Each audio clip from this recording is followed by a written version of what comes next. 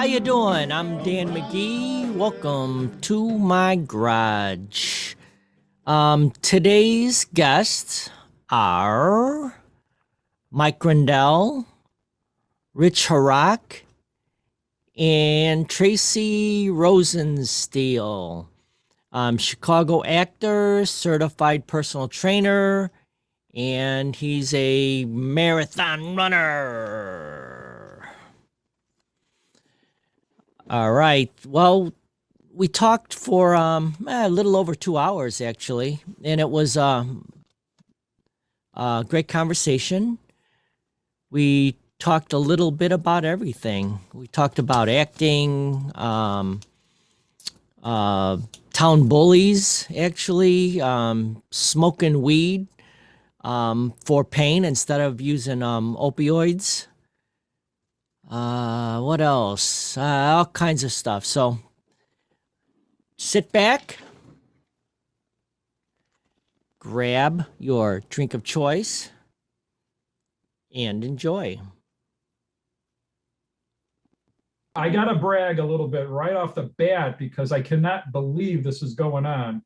Right now on Comedy Central, there is a movie called Hot Mess Holiday, which features Serena and Mel, these two like Southeast Asian gals whom I met on set when I worked this summer. I worked one day, but I worked as a named character, and I didn't realize that it was for a Christmas related movie, holiday movie, but it is on Comedy Central in repeat. It was already aired at 6 p.m. It's What's in it called? repeat right now. I haven't even seen it. What's it called again? It's called Hot Mess Holiday. It features Serena and Mel, and it's on Comedy Central right now as we're doing this cast. Huh. Yep. Very cool. And I don't know if it's going to play out, but I have a named character and I have an on-camera exclusive. A friend of mine who I had worked with on Chicago Fire on the episode that had aired on Wednesday night, shot me a screenshot of what he saw.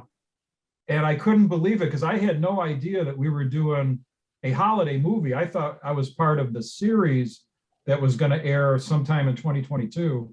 It's on right now. Very cool. Unbelievable. That is cool. When you're moving to Hollywood, You know what? I got to get a Ferrari and shit too now.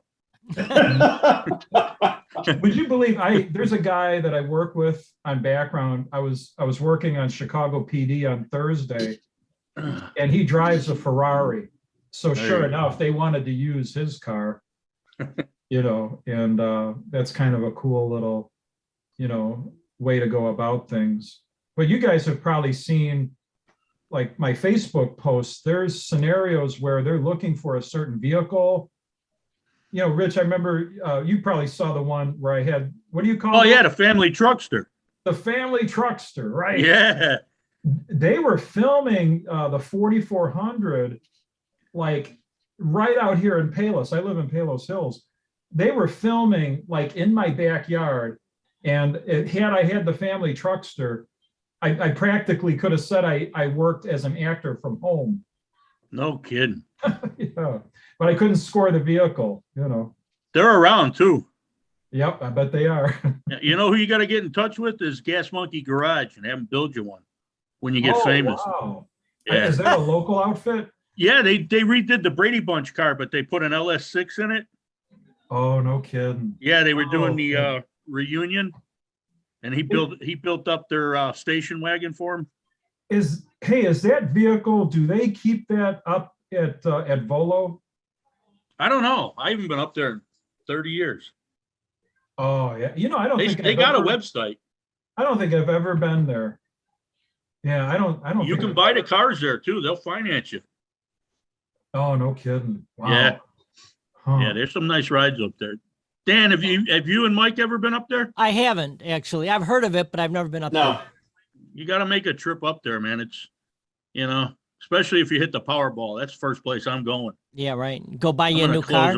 No, I'm gonna close them down. I'm gonna buy the place. You just use it as a garage. That's right. Do you know the owner?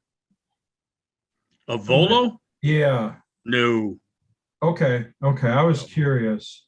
no. Is the owner, I mean, is that of public knowledge or public? I don't know. consumption? I don't know. You can go in there anytime though. They got set hours and stuff. Yeah, I'll have to Yeah. research that. Yeah, interesting. Hey Tracy, I know how they had long you been doing acting now? So it was about 4 years ago to the day that I was subscribing to a service that had various listings for television, film, theater, even voiceover. And I was paying, I don't know, it was like $40 a month or something. And Hey, all man. they were doing was going on social media, and they were finding, postings about acting assignments. They would republish them. And then finally, it was in the middle of December 2017 that there was an opportunity to submit for Chicago Med for filming on January 3rd, 2018. And I submitted right away, and I put all my information in and just got it out there as quick as I could. And sure enough, I got selected. And that assignment, that January 3rd, 2018, was season 3, episode 14, called Lock It Down on Chicago Med. And that was my very first assignment as a background artist. And then I worked a few more times that spring, including the season 5 finale of Chicago PD. And that was an incredible experience that led me to having dialogue with the character Hank Voight, Sergeant Hank Voight, who's the lead actor in the whole show. Jason Begay is the actor, the guy with the real gravelly, gruff voice. I worked with him, and it was just the 5th assignment I ever had as an actor. And there I was having dialogue with the lead. So do you have to have a SAG card to speak, right? Well, in that instance, they didn't use our voices. That you could see us talking to each other. Oh, okay. You don't hear us. Yeah, so that doesn't count. You basically have to have a speaking role. And I've heard different stories. It has to be like more than 2 words, and you have to be SAG eligible, so that if you have 3 instances where you've spoken 3 words or more, then it's kind of like, you basically have to join, is the way I understand it. There always seems to be like a bit of sort of urban legend to Yeah, SAG. there absolutely is. And you kind of hear different stories from different people, and it's a little convoluted. So I almost feel as if it ever happens, it'll be whatever it is, and then I'll find out. Then I'll know. My friend Max, he was in Dirty Harry, and that was his first. Yeah, that was his first speaking role. He was billed as like thug number 3 or something. Oh, now I gotta watch it. Yeah, it's a part where they're like under a viaduct, and then Clint Eastwood's character goes underneath it, and they try to rob him. Hey, they didn't film it. Max is actually Max got his SAG card because of that speaking role. How cool is that? Okay. Now, is he active in film and television and film? Oh yeah, he'll take anything out there. he's trying to live, so he does. Yeah. He recently did that stint on General Hospital. That was supposed to be like a 3-month thing, and it turned out to be like over a year, right? Year and a half or something. Pretty sure, yeah. But they liked his character so much, they kept adding dialogue and storyline. Oh, did you say this was Max? Yeah, Max Gale. Oh, yeah, right. I saw the episode that you guys did with him last week, which I just thought was incredible. I laughed so hard. And Max was a good sport because, man, you guys were really just jawing away on the local scene, and you guys were crushing it. Max just, he couldn't keep up with that. It was just, no holds barred. I was literally getting a workout, just laughing. You know, I was doing core fitness, just laughing so hard. Yeah. Oh God, that was so funny. But I actually met him in Chicago. He was living here around 2000, probably the early to mid 2000s, Yeah. 2005-ish, we'll say. And he was living here because his mother-in-law was sick, and his wife moved here to be with her. So Okay. when she moved, she brought the kids with her. What part So- of town were they in? They were boy, I don't. Oh, you know, near Chinatown. They were like in some condo, not China. I don't know. It's not Chinatown. Like Not too far from McCormick Place. There was some new condos. yeah. What do you call that area? I don't even know, Lakefront? No. No, Yeah. no. but it's It's, near uh, McCormick Place off of I-55 there. Yeah, I know where you're Boys talking. Town? What? The Whoa, South who said Loop. what? The South Loop. Is It's in it the- Boys Town? No, it's the South Loop. Yeah, that would. I mean, that's if maybe that. I don't know if that's the name or not, but it sounds Yeah, right. South Loop. It's a nice area though. South Loop. But Yeah, anyways, mean, I met him through another actor friend of mine. What happened was I got the bug to make movies. As simple as that, short movies. So I bought a real nice camera, and I put an ad in Craigslist to get some actors. You know, it was basically, you know, was looking for beginning actors who want to put together a reel. put together a reel. So I told, you know, I put out there that I would have them in my films, and Oh man. you do my film, and then you can do whatever you want, and I'll film it and I'll edit it and I'll give it to you. So There you I got go. to be friends with a bunch of these local actors, Yeah. which some of them they do a lot of stuff now even, and this was again like 17 years ago or so. And one of them is a real tall guy. His name is Tim Kruger. And I was just telling my wife and my son Danny that he's like 6'4", 5. And when Vince Vaughn's in town filming, he's a stand-in. Yeah, he's got the height, Right. And he's got He almost the probably- same build. kind of the same build. But he did a lot of commercials in Chicago. He did like Yeah. health club commercials because Oh, he's like wow. one of those real built guys. And Yeah, yeah. Hmm.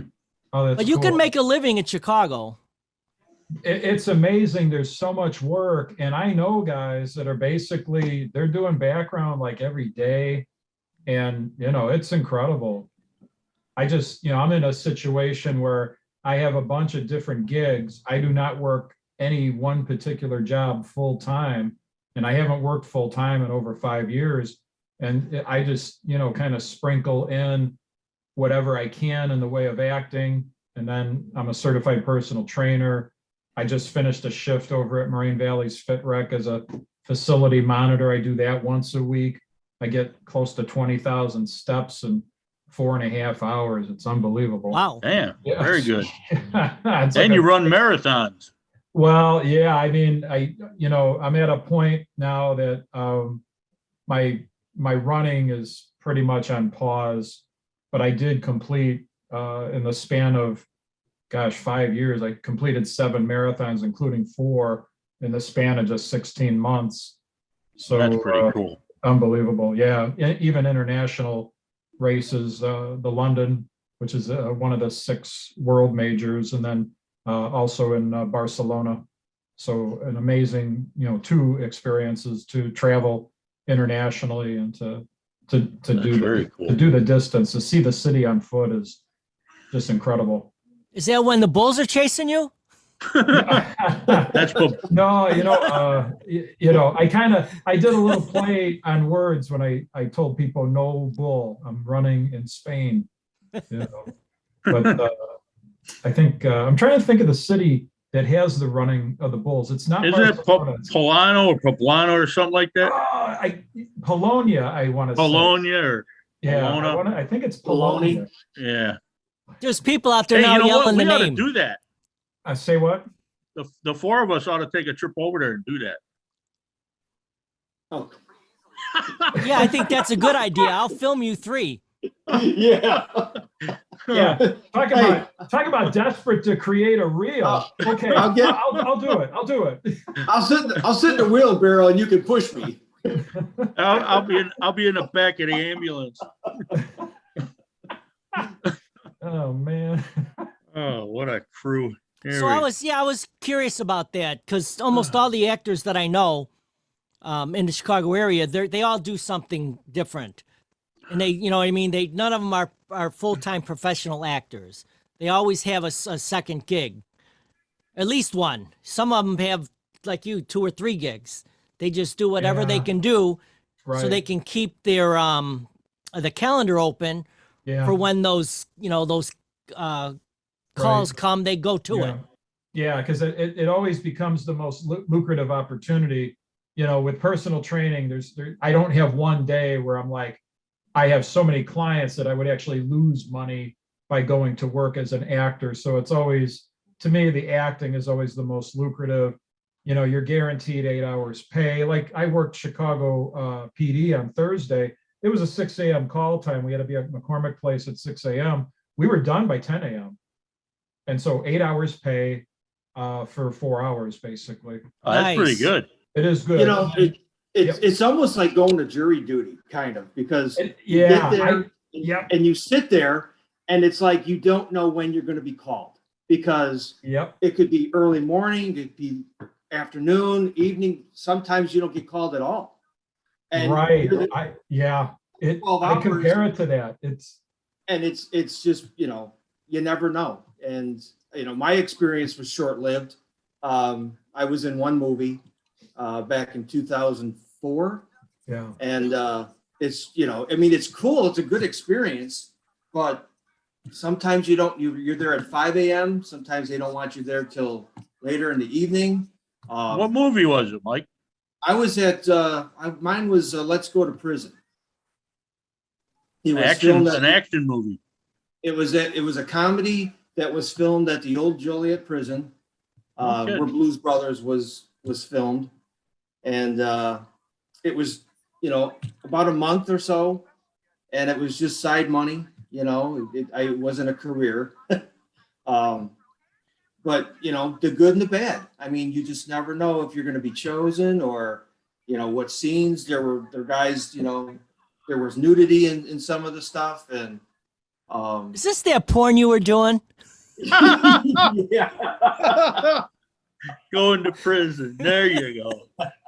It kind of has. No, it was you know, and it's kind of funny because I was sitting at home and I got a phone call from I was at this radio school. It was Illinois for Broadcasting, and I was sitting home and the phone rang, and the guy that tries to help people find jobs, he's like, "You want to be in a movie?" And I'm like, "What kind of movie?"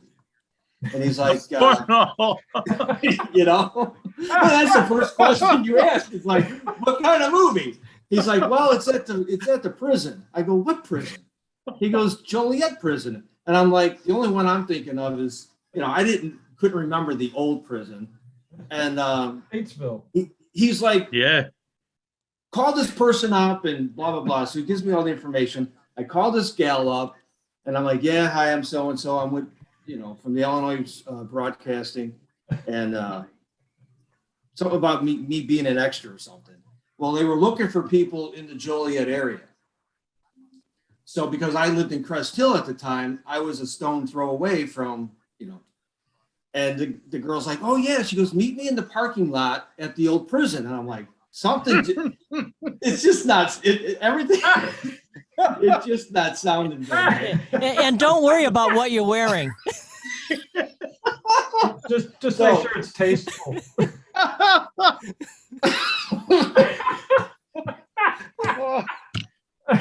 Oh God. And then what, Mike? So I'm fucking crying. How are those knees, Mike? Are they in good shape? Oh, man. Aren't you glad you brought this up, Mike? Oh, All right. are we You doing did say crunches it was a again? comedy. We're doing crunches Yeah. again, Tracy. Oh, man, we're working. So here we are in the parking lot. She comes out with her husband, and she's like, "Here, fill out this form," and blah blah blah, does all this stuff. And so I gave it to her, and then she's like, "Meet back here the next day." So we go back the next day, and it's weird because at that point they were still using the facility for the guards, and that they were using the facility for like training. So Oh, wow, okay. we had to go in, sign in with the guards, real, Illinois state guards or police or whatever. And you just wait. You just sit around and wait. And, you're sitting in the cafeteria part and you can't really go anywhere. They won't let you like walk around or whatever. You're kind of confined in the one spot. In holding. And, In holding. yeah. So the good part of it is they feed you 3 times a day. And I mean, good food too. I mean, it's not just garbage, we could eat whatever we wanted. They just had food all over. The only thing, and I don't know if you had this too, Tracy, but you couldn't mingle or you couldn't eat with any of the celebrities. They had their own section. We had our own section. Even the crew has their own section. And there's another aspect of it. You have to wait until the final crew member has been served. And then once they confirm it, then they allow background to go and eat. So the interesting thing is you could, like, we had conversation with the director. That was the only person that we could really talk to. I mean, if the guys walked past you and they said hi, you didn't want to be ignorant, but you could, you could say hello or whatever. If they initiate, then yeah, that's fine. But you're not to initiate. And so it's called Let's Go to Prison. I think it came out in 2006. And the interesting thing was, another funny story, the weekend that it came out, I went to the theater, bought my ticket, sat down, started watching the movie, and there were some other guys that I recognized that was extras in there and stuff. Yeah. And the guys come in with their, the anti-frames or whatever they're called, with their flashlights, and they're like, "Can I see your ticket?" And I'm like, "Yeah, sure." So I'm reaching for it in my pocket, and I'm trying to get my ticket, and I'll be damned, I couldn't find my ticket. It must have fell out either after I went and got the snacks or whatever. Would you believe they kicked me out? They kicked me out of my own premiere? movie. My own movie. They kicked, and Your I told the own guy. premiere. I looked at the guy straight in the face and said, "Dude, you're the one who sold me the ticket. And you're kicking me out because I go, I'm in the movie." He's like, "Sure, you got to go. You don't have a ticket." So I left, went to the bar, got drunk. The next day I went back and saw it again. This was before phones, right? So I just found it. I guess that you can watch it on Comcast. I just found it. Yeah, it's Dex Shepard. He's in there. The couple other guys, I can't remember their names. How about Will Arnett? Yeah. Will Arnett. Oh, that's a I'll tell you good what, cast. Those guys are awesome, man. Yeah. I mean, they were cool. I mean, Putting on my glasses now. Dax Shepard, Will Arnett. Who's Chi McBride? Chi McBride? I'm not sure who that is. He's been in a few comedies. But I think Will and Dax were the big stars in this one. Yeah. And Bob, can't think of the director's last. Oglethorpe.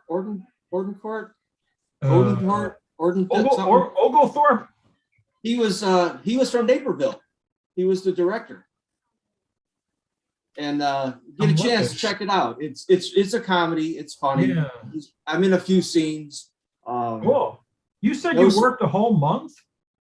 I think so. Yeah, I think it was almost a whole month. Now, did you know that did you have to tell them that you were going to be available for that stretch of time? Or was it like day by day, one thing led to another?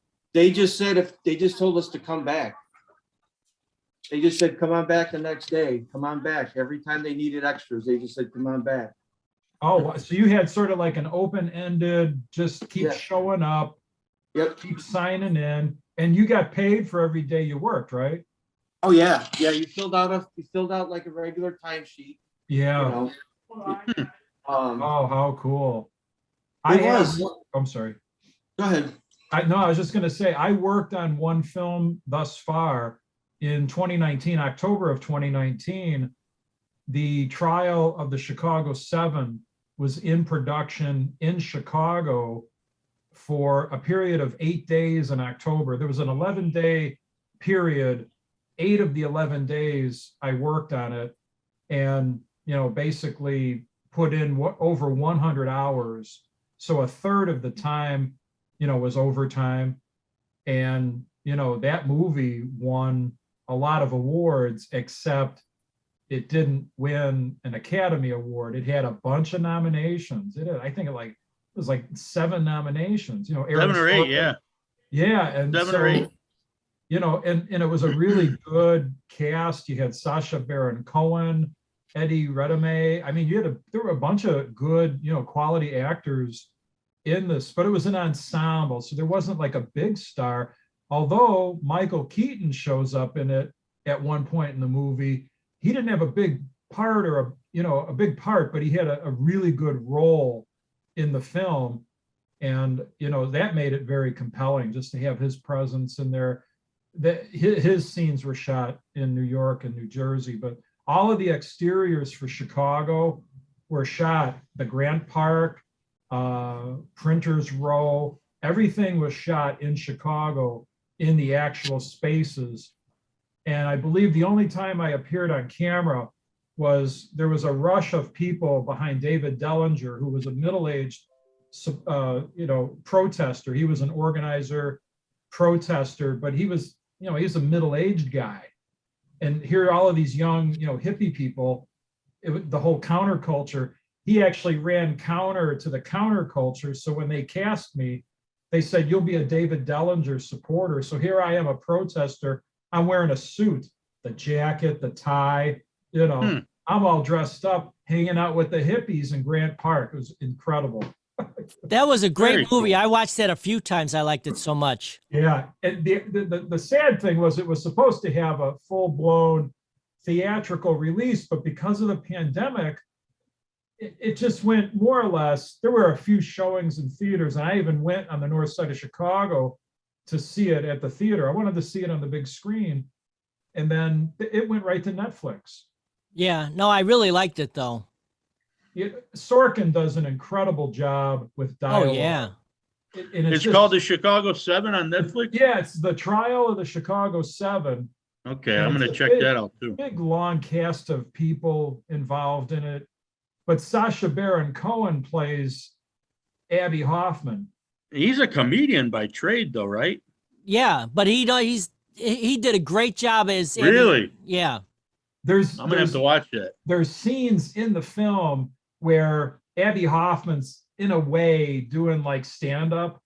He's this counterculture, leader, but he kind of has this sort of rat-a-tat-tat like a stand-up comic would.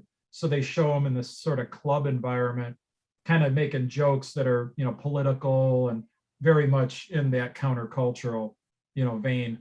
And then the fellow that plays, Tom Hayden, like I say, it's a really, really well thought out, well presented. A lot of characters in this thing. The prosecuting attorney, the defense attorney did a phenomenal job. The judge, the guy that plays the judge, that asshole judge, just really just great individual character actors. And you put this all together under the Sorkin umbrella, and it's a really, really well done film. It's long, and like I say, there's a lot of dialogue. I think it's historically pretty correct too. Yeah. I don't think they had to do a whole lot with it. I feel like they did a really good job of it. The fella that plays Bobby Seale, Oh man, incredible. The scenes with Bobby Seale just are incredible. You know, that's so funny. They were vivid. I remember that, but I was very young. Yeah. So to relive it on the screen, it started coming back to me. Oh, I remember that in the newspaper. I remember that. It's a little bit ahead of me. I really didn't start becoming what I would describe as news conscious. Kind of Watergate was sort of the entry into following news. I feel like Watergate. What's that, like 75-ish? Well, 73. And then I vividly remember Nixon resigning. Yeah, on I remember national- that too. That's when I asked my mom, I said, why is he not the president anymore? And Yeah, same deal. Right, August 9th, I want to say 1974, and it was on a Friday night, if I remember right. Yeah. I could be, but that's kind of how I am not a remember it. criminal. I am Yeah. not a criminal. Yeah, he says, and I am not a crook. Yeah. Yeah. And he was a crook. Uh, Oh, yeah. well, I mean, quite honestly, the office has never been the same. It's the presidency. I think ever since Watergate, I think we look at the presidency, not to go into political. Well, it lost its respect. Yeah, I don't think it's ever quite resolved itself. There's always that skepticism that I think we all have, especially those that lived it and understand it. I don't think the office has ever been the same. Yeah. Now, Mike was telling me you guys were on the radio together for a couple times, right? We were, and it was kind of interesting because both Mike and I were already out of high school, and somehow there was nobody doing it. If I remember correctly, Mike, we kind of were like, okay, this is basically gonna die. Yeah. Unless we step in and do it. So I think our involvement in it was kind of that gap that was, who knows, it may never have come back. And then I lost track of it. I have no idea whatever became of, live sports radio broadcasting on WARG. I just know that Lenny Swoboda kind of took the reins of it. Yeah. And I don't know how long he stayed with it. Don't really I think know. he does some of the alumni games, like the basketball. Okay. He shows up, and it's weird because when I got involved in doing the sports, I was doing the football and the basketball. It was just me. And, you're 15, 16, 17 years old. How much do you really know about sports? I mean, you watch it, but you don't really know everything about the game. And to be up there, in the press box, trying to do this game by yourself and, to try to pronounce the names of the people that, the opposition people who you don't know. Some of the people you do know, you struggle trying to pronounce their names. That's my junior year, and we played Stag, and we were on the game of the week. And we all went over to Sweet Jack's house to watch the game on tape, on Cablevision. Yeah. And I made a tackle, and the announcer goes on the tackle, Richard Crotch, in Nice. front of half of the fucking football team, man. To this day, I still get it every now and then. Now you say that was on Cablevision, Rick? Do you remember? Yeah, when we beat Stag our junior year at Stag. Okay. We beat them 19-7. Okay. What a game. I'm not really even sure how we got picked to do this, but it was a Comcast game, I believe, or Sports Channel or whatever it was back then. Cablevision. Yeah. We had to, we here, Tracy Channel and 3. I are, Tracy and I are standing in the center of the court. Of course, we had to wear nice clothes. We had no script. We had no idea what we were doing. And we just winged it. I mean, it was, it could have been Laurel and Hardy or Abbott Costello, We had no direction whatsoever. Is there tape? Well, that's to me, that's Lost the tape. holy Yeah. grail. Where is the tape? Tracy, you got to work on finding that, man, for the Oh, 40th gee year. whiz. You're killing me. Right. The thing of it is, 23, buddy, 40 years. I vividly remember calling the Argo Shepherd game. I want to say 1984. This was when Joe Griffin was involved. Right, right. And I routinely could remember, flipping channels. Remember that stupid dial? Yeah, The Cablevision dial? yeah. Channel 3. I'm Yeah. talking on Channel 3 Channel about 3. Joe Griffin running around the whole team, just dribbling the ball. Like, he's dribbling around the whole team. I would love to hear that again because I would laugh so hard I would cry. I would cry so hard I would laugh. It was just The whole sad part is you're trying to be professional, and I know it's only high school, but no one gives you like no stats. There's nothing. I mean, no. you're just talking out of your bottom half, basically. I mean, you're lucky you got a roster. I mean, we had a roster. We would have to kind of fight for the roster. Yeah. Like, I mean, and that was it. There was like no interviews with the coaches. There was nothing. It was just, yeah. and then of course I had to run the audio for the cheerleaders and the pom-poms. They had that thing on, it was like a little cage or whatever. And that system was god awful.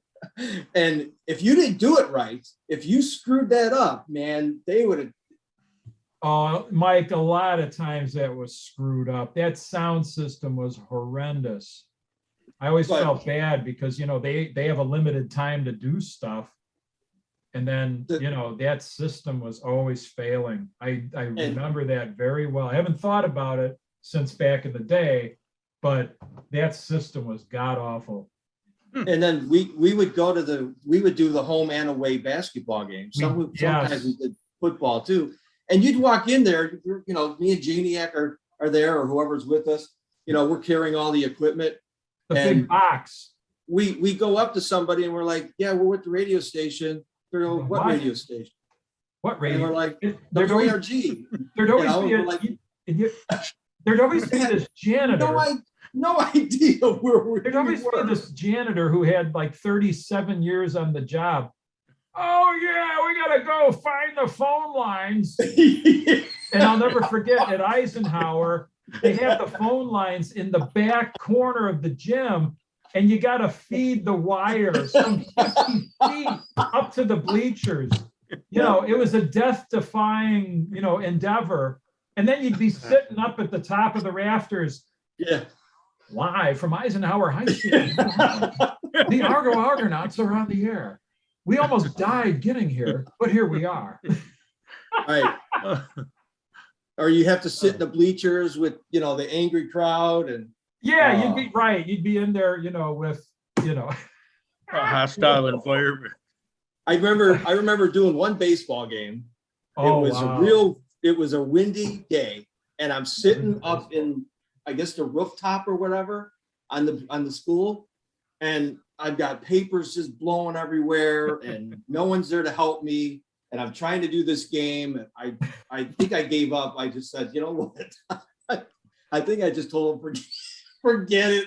I'm done. I never did baseball. I always thought that would be so cool. I never did a baseball game. They had me go to Bedford Park with a recorder, and they wanted me to do the game on a tape, like a delay. So here I am with this little transistor, trying to record this game and then try to get interviews and then go back to the station and kind of splice it together. Oh my God. I don't even think I made through half of it. I think I just, but, and again, it's just high school, but it was fun to laugh about it now, and Pretty frustrating back in the day, I'll bet. Yeah, because I think there was always this concept of if we could somehow progress this to a point where we would be noticed, that we could actually get a real gig and actually make real money in Chicago. And I thought we had a wonderful opportunity with that studio that was set up from Cablevision of Chicago. I got nowhere fast with Tom Janiak and Todd Ronskowski. Those two squashed every idea I ever had of doing anything in that studio. You know, I generally don't think of myself as someone holding grudges, but I really just don't have a kind thought toward those. There was one basketball game that for whatever reason, him and I were doing it. And I don't know if they didn't like the way we were doing the game or whatever, but we were told that we would never be asked to do another game again.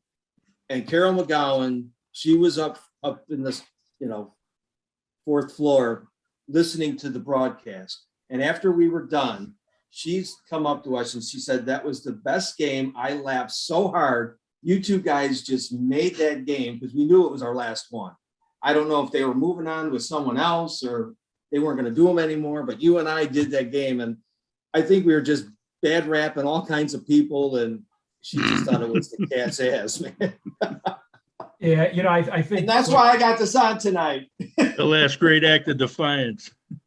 well, yeah, I think, you know, we were of the mindset that we were doing great and that this was, you know, all in the right direction, very professional. You know, I mean, we were seriously trying to put this thing into another level. And then to be told, yeah, this isn't going to happen anymore.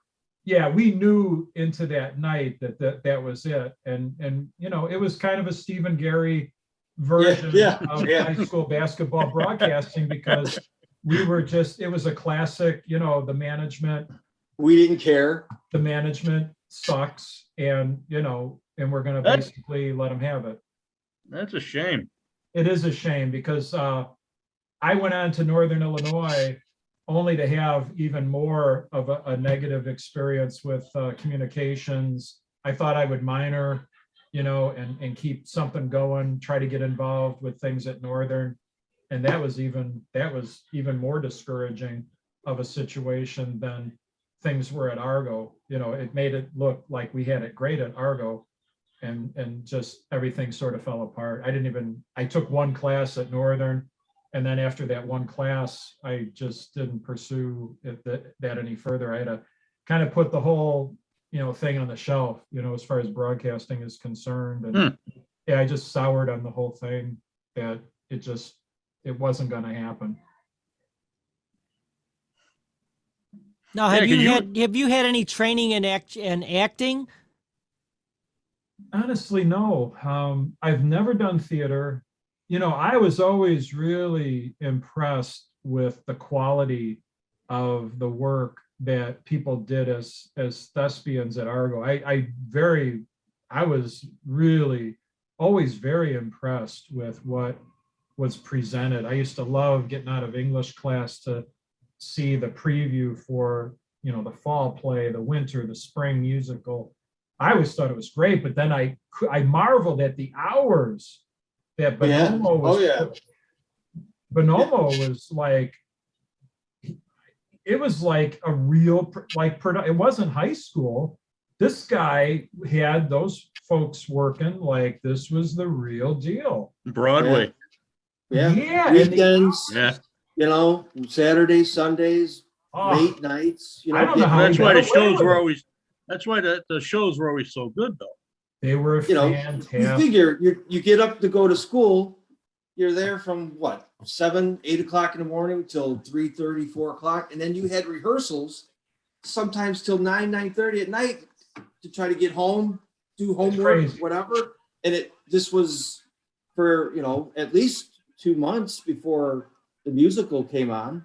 I don't know how I was never in the actual theater, you know, the fall plays, whatever. But when we did the musicals, it sucked because, you know, your weekends were free and we had to go rehearse on the weekends. And then we would do shows for, you know, the 8th graders and, you know, they'd come and we'd do special shows for them. And it was high school, but it didn't feel like high school. I'd be curious to know, out of the history of Argo Theater, how many actors went on. You faded to black, Dan. I know. Oh, okay. I have to turn it back on. Well, In case you know what I mean, who went on to at least go into, if not professional theater, but would go on to like Payless, not Payless. Yeah, I think it's Payless. It's not Payless Hills. It's one of the other Paylasses. The next one over, they have their own theatrical group that's supposed to Payless be pretty Heights? famous. Yeah, I think it's maybe Payless Heights. Payless Heights? Yeah. Yeah, well, Well- one of the Palaces has like this pretty famous theatrical group that they put together, and it's not kids; it's pretty much all grown-ups that do it. But I'm not familiar with that at all. yeah, I don't know. It's years ago, so it might not even be there anymore. I just Yeah. remember, again, this would have been mid 2000s. I remember one of my friends lived over in the Payless. Is it Payless Heights? Right over the Yeah. canal. Is that Payless Heights? Payless Heights, yeah. Okay, yeah. She used to live right over in Payless Heights there, Yeah. and she was telling me about it. Oh, wow. Well, Bill Demaskey. They'd run out a big hall, and then they would, or it might have even been like a big church or something that they would work out of. But it wasn't Bill church. Demaskey- It wasn't a church, sanctioned thing.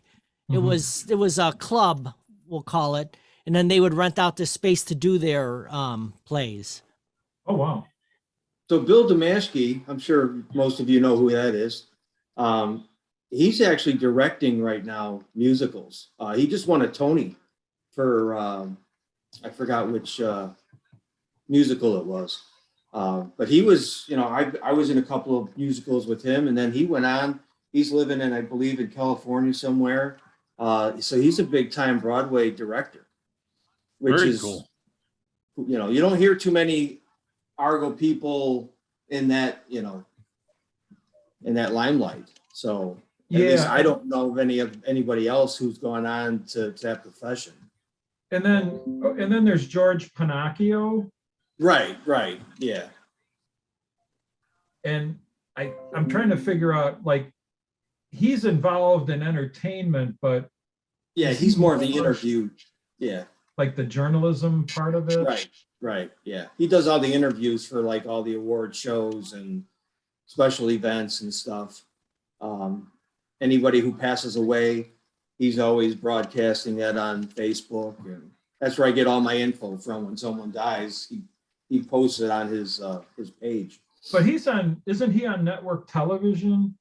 He's on ABC. Yeah. Yeah, he's out of LA.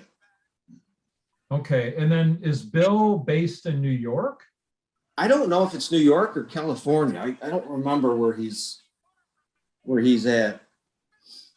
But I watched the Tonys, and it was cool because he gave a speech, and it's kind of neat. I'll never forget the time on the Maroon when Bill failed to submit his article. And if you remember the old Des Plaines Valley News and how they functioned, they printed the headline of the article that he was to submit. And because the article was not turned in, the printer went to print and did not print the article. There was no article to print, and the issue came out blank. You guys remember that? No. No. It was like the Beatles' White Album. Like, What a I waste of can't believe paper. it happened. And then, I don't know if I had a very long, and I would describe it as very volatile relationship with Miss Bertonetti, Miss B, the advisor. I don't know what her deal was, but she ran very hot and cold. She was either your best friend, your biggest advocate, or she could really turn on you. And I guess she felt like Bill needed to be turned on. And then he had to stand up in front of all of us. It was like a firing squad. Bill, why didn't you turn in your story? Why did you embarrass us in front of the whole school? It was all of that. And then he's up there just like, you know, and then he was like taking shots at us too. He's like, well, you're the one that does this and does that. It was a total real shit show is really what it was. But Miss B would put on that kind of bullshit. It, you know, like, and I'll never forget the year that I was to turn a senior. Here I've been on the newspaper since freshman year. And, you know, I worked my ass off for 3 years. And I was an award-winning sports journalist. I felt as if I should have been the editor-in-chief of the paper. So what does Miss B do? She puts it up to a class vote. And guess what? I didn't win the popularity contest because I was always driving everybody so fucking hard that, you know, I wasn't exactly the most popular. I was told one of my classmates says, you were like an adult, you know, you weren't even a kid. You were like an adult. But, you know, that's how I was very much, I sold the story of John Rutkowski's resignation, retirement. I shopped it around and I went to the Southtown Economist on a Friday night and met John Hector, who was the sports editor, sold the story for $20. I thought I was going to have an exclusive byline, only to be upstaged by Paul Ladewski, who just sort of massaged it and actually called Rutkowski and got a little quote from him. And then he kind of, I had the byline, but I had it with Paul Ladewski, who's legendary for not voting for first ballot baseball Hall of Famers. He's the guy that didn't vote for Cal Ripken, didn't vote for Tony Gwynn. Who knows how many people he didn't vote for. Whoever is a first ballot Hall of Famer, Paul Ladewski didn't vote for him. So he'll never, he could always say, I never voted for the guy. You know, Cal Ripken, I never voted for Cal Ripken. Man. But anyway, you know, that a lot of stories, right? A lot of stories. Yeah. Rich, you mentioned that Stag game. I was in hot water because of the fact that because of a deadline and because of the way I wrote up the other games, the guys on the football team basically wanted to tar and feather me because I didn't write about the win against Stag. And then Miss B, do you remember that?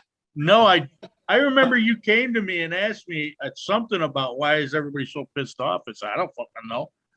Oh, yeah, Miss B, You know, you know, she was all into it too. I think she got off on it. I really do. Like, oh, I don't remember her. Maybe because I avoided her. Yeah, she was a heavy set blonde, and it was like a bleach blonde too. And she just was a piece of work, I must say. Real piece of work. I don't remember. Sometimes she would be awesome, and other times, boy, oh boy, it was incredible. I mean, she really would really just, you know, fuck with my mind. Huh. Yeah, and I don't think about it often, but you know, it's a few things in the ether in conversation and all this stuff. Too bad she wasn't at the reunion. That would have been fun. Oh boy. Come here, you old hag. Oh yeah. Oh boy. I felt like the reunion went well. I enjoyed it. I had a blast. It was fun. You know, I mean, it was good. You know. It was a good time. You know, I mean, some people never change. There's definitely people that I like to seek out and just, I know I'm going to have good conversation. Tom Paris, definitely one of those guys where, you know, you're always going to have a fun conversation with Tom. But he was like that as a kid. He was great to talk to as a kid. He always had a certain sort of, you know, like there was a certain little gentleman there. Always had it. You know, it's amazing. Him and his cousin Jimmy. Oh, Jimmy, what a character. Yeah. I always get it confused. I always think they're brothers. No, they're cousins. Yeah. And I said it, hey, Tom, how's your brother Jimmy? I do it every time. He's probably used to it. It's you know, just, he'll never learn. He'll never learn. You know? Yeah, it's funny. You get the same clicks, even, you know, 30, 40 years later, it's still the same little groups. You know, you can still see it. Unbelievable. It's like nothing changes. And it's like the ones that didn't talk to you in high school don't talk to you now. Yeah. You get a friend request from somebody, and I'll ask them. I said, "Did I like you in high school?" And they'll be like, "We didn't talk much." I said, "So what's changed?" You know who was real sweet, a real sweetheart at the reunion? Ruth Magallanes was a. Oh, yeah. What a gal! What a great Yeah. gal! Just Yeah, what a she's- sweetheart, real sweetheart. Yeah. She was terrific. Yeah, she yeah. is. Yeah, now I got to plan my 40th coming up October. Well, we had fun putting it together. Hey, Dan, you guys did a phenomenal job. Just you outdid yourself, and you had an incredible task because you basically had to carry over all of the work an entire year. Yeah. Yeah, it was, you know what though, was kind of, to me, it was a, you know, it was, there was some of the people that were, you know, on the committee were kind of, you know, depressed about it. But I just told them, I said, hey, that gives us a whole nother year to sell tickets.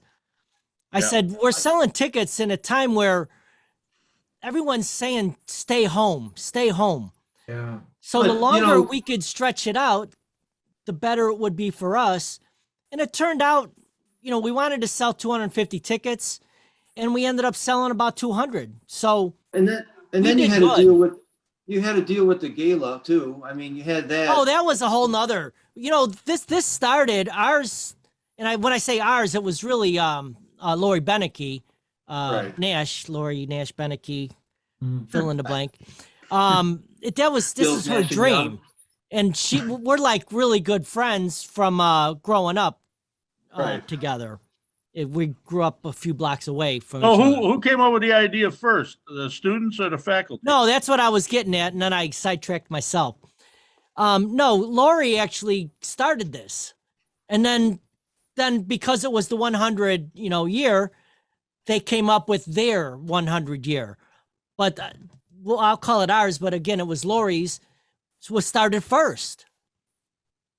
See, I think we ought to get a hold of Tom Paris and sue him. We did fine. So there were basically two different. See, I didn't know that. I didn't know that until it was like a week before ours. Well, you know what? The worst part is the gala was sponsored by Argo High School. So they didn't have to sell a ticket and it was going on. Yeah, Ours was completely funded by ticket sales. by Yeah. alumni. Right. So we Yeah. put together an awesome party considering we didn't get any help from Argo High School whatsoever. The band that we had playing the next day, Mark Ayala's band, he was a former student and he played for nothing. Wow, good for him. That's very cool. I wish I could have participated. It was the same day as Chicago Marathon. Not that I ran the marathon, but hundreds of friends at the race. Plus, I had to take a COVID test down at Cinespace first thing in the morning. I just couldn't function well enough to. Well, we had about Keep it going, 200 you know. people. We had about 200 people that night, or that's how many tickets we sold. Some, a few people didn't show up. But the next day at Bedford Park, That's we what I mean, had the next about day. 75 people, Okay. which, I was telling everybody, I said, don't be surprised if we get 25 people. I said, there's going to be, we're not like, teenagers anymore. So there's going to be a lot of heavy drinkers that aren't going to get up the next day and want to go see a band, even if it's free. But we did good. They were an awesome band Well, and we had a good when- turnout and they were when- real happy with the turnout. The band was. When, Good. when someone's at your hotel, stays up till 3 a.m., it's kind of hard to get up the next day to go out again. So Who was up till 3 a.m.? Yeah, obviously you didn't I go to don't know. you didn't go Some- on you didn't go to car shows with us. Right, Mike? some guy, I don't know, some guy, I don't know. He was with some girls and, Two babes, man. wanting to go up to the top level, Two babes, Mike. Two babes. wanting to take a bath or something. I don't know. Yeah, damn straight. I don't remember that, but My mind is kind of foggy. something about a special key you needed and a bathtub and something. I was like, I'm going to my room. And extra towels. That was a good time. The though. towels You are know what key. though? That wedding party that was there. Oh I my thought me God. and you were gonna have to throw down on a couple of them walking by. Hey, they were just angry drunk. Yeah. And that one lady scared me though.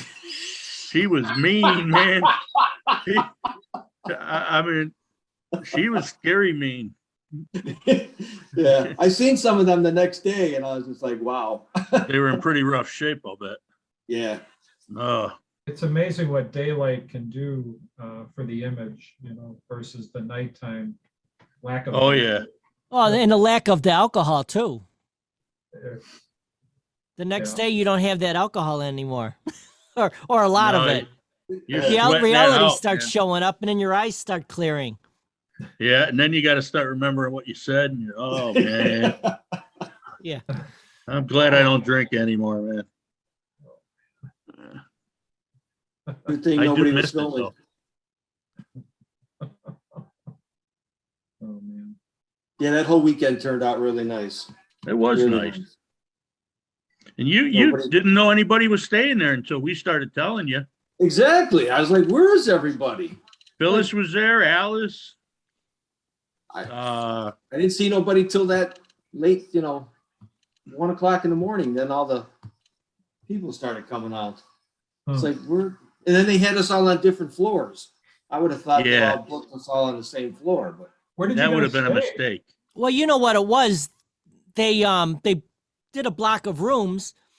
Those sold out, and then they had to get more blocks of rooms. You see what I'm saying? They didn't do Yeah. a whole floor. You know what I mean? They did like Okay. 10. And then when those sold out, they did like another 10. okay. Where did Yeah, you because guys- I thought that was going to be the case too, because I was going to get a kegger in another room. If we had the whole floor, that would have been epic. Past the hat, and there's a liquor store down the street. We're going to get the second keg. We just got to get it past the guard.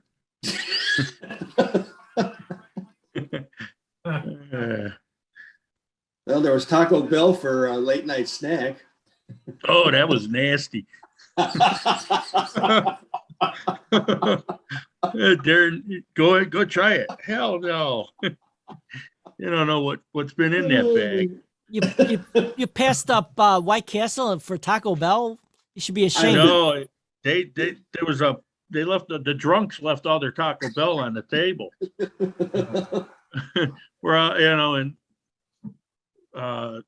Go see what's in there. I said, I ain't going to see what's in there. You go. No, you go. No. I don't eat that shit. I think we were eating goldfish or something. Yeah, we were eating those honey pretzels and goldfish. I don't even know where we got them. Oh, Anita and Ruth brought them. Yeah. They had all the stash upstairs.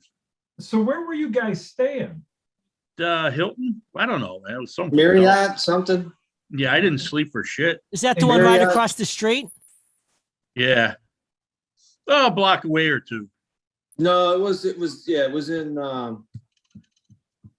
Burr Ridge? Burr There were, Ridge, there were two hotels. was- There was one that was right across the street that they blocked out some, and then they also had the one in Burr Ridge that they blocked out some. Yeah. Yeah, no, it The wasn't Burr that Ridge one is where we stayed.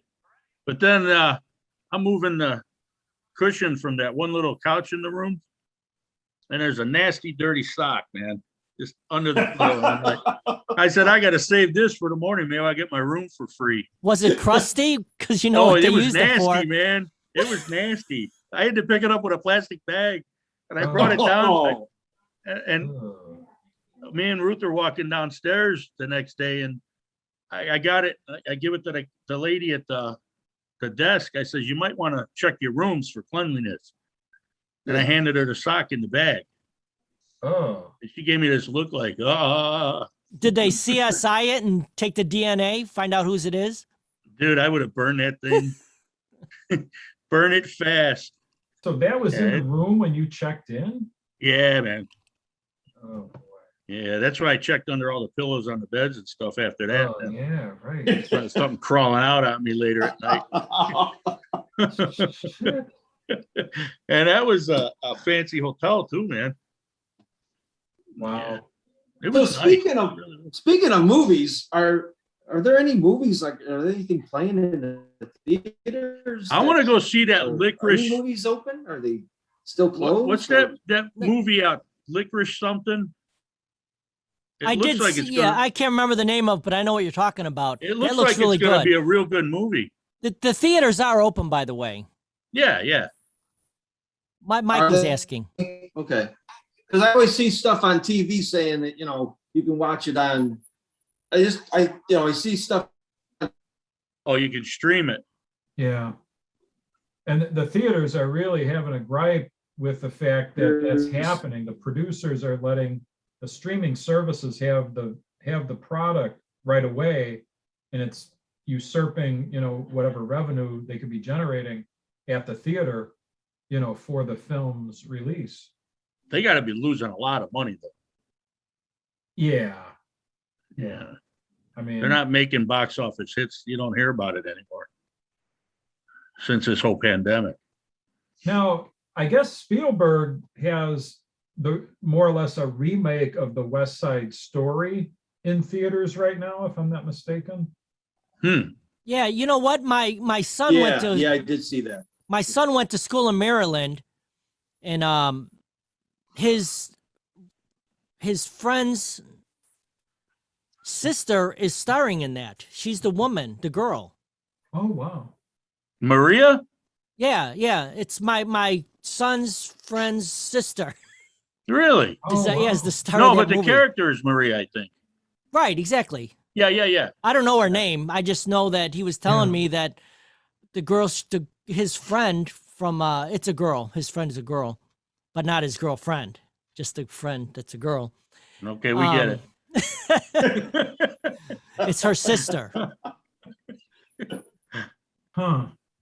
That's I didn't hear about that though, but yeah, there's a couple good movies out there that, I can't think of them right off the bat, but How about Belfast? Oh, I want to see that. Yeah, me too. I love all of the Irish type movies, the ones that were either filmed in Ireland or filmed about Ireland. I'm the same way, I'm a quarter Irish, but I'm half Irish. Are you half? It's kind of a strong. That's the drinking part. The liver. Yeah. Hey. What county? For your I gotta- ancestors? Where are they from?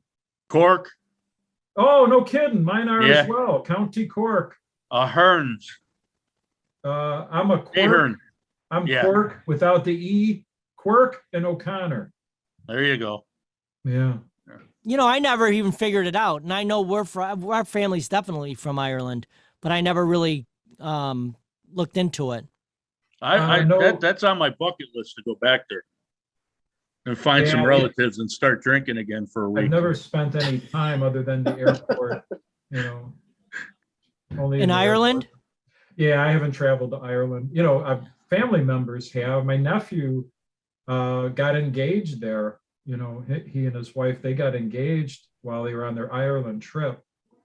And Oh, nice. and my eldest sister and her husband, who is now deceased, he passed in May.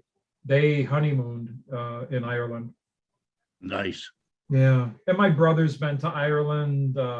His wife is Irish, and they had a family reunion that they went to, and so, but I just have never traveled to it.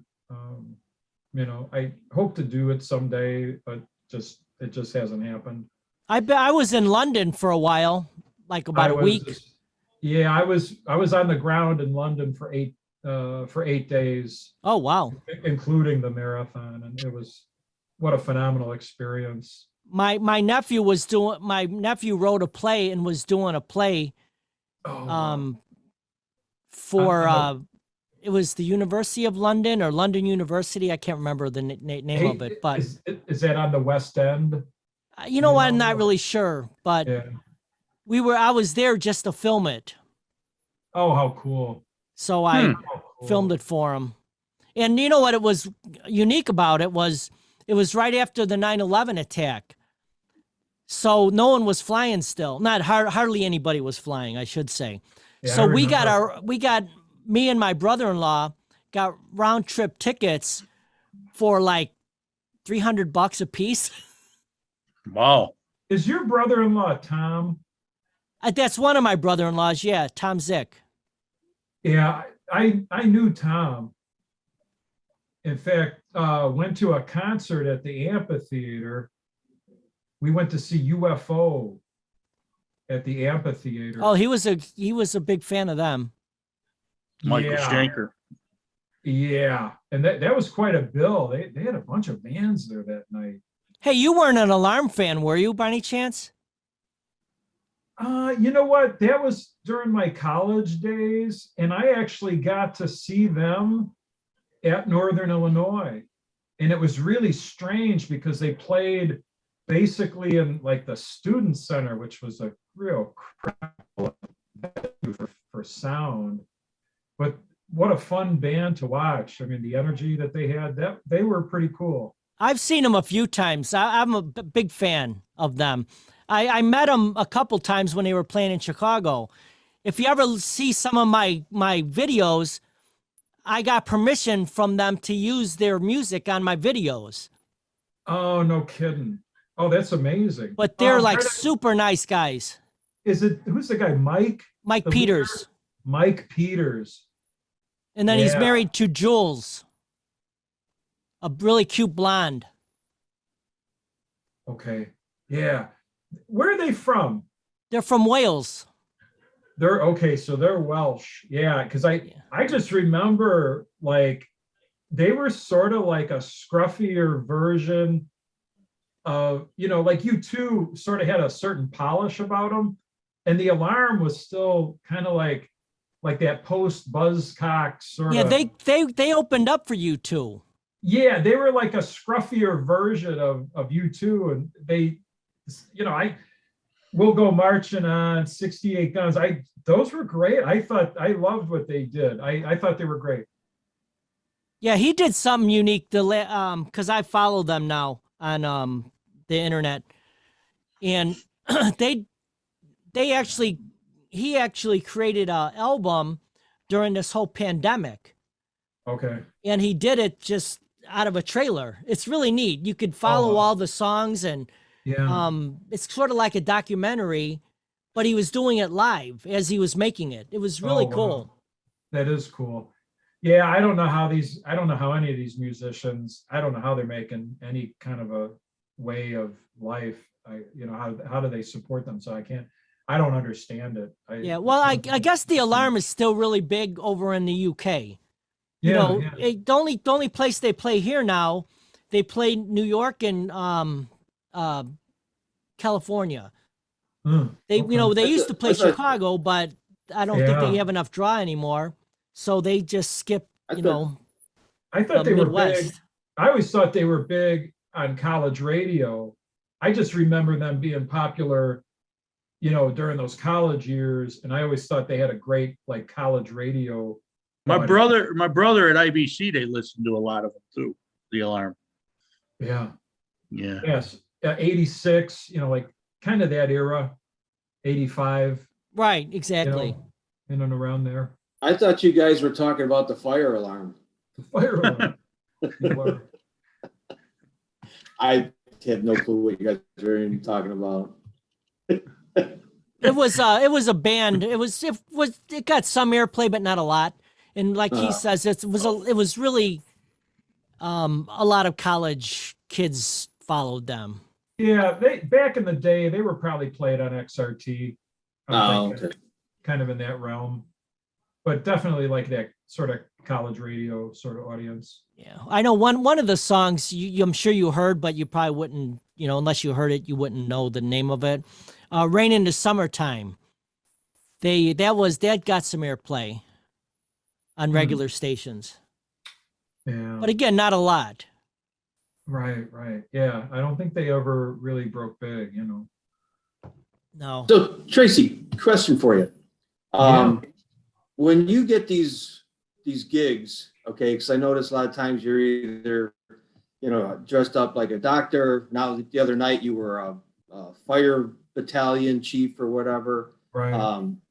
Do you go after those specific type of things, or is it just random? Well, I mean, do usually they have you? Go ahead.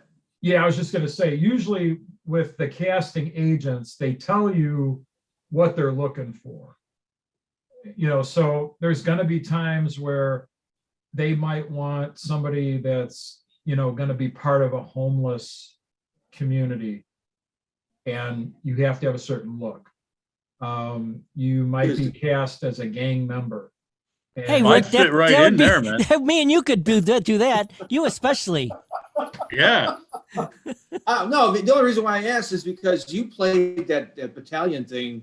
I mean, you looked awesome in that, Thank that you. white shirt and the tie, and you had that serious look on your face. And Yeah, you look like a real battalion chief there, man. yeah, Hey, I I appreciate think that. you should be the fire marshal. Hey, how do you keep from not looking at the camera?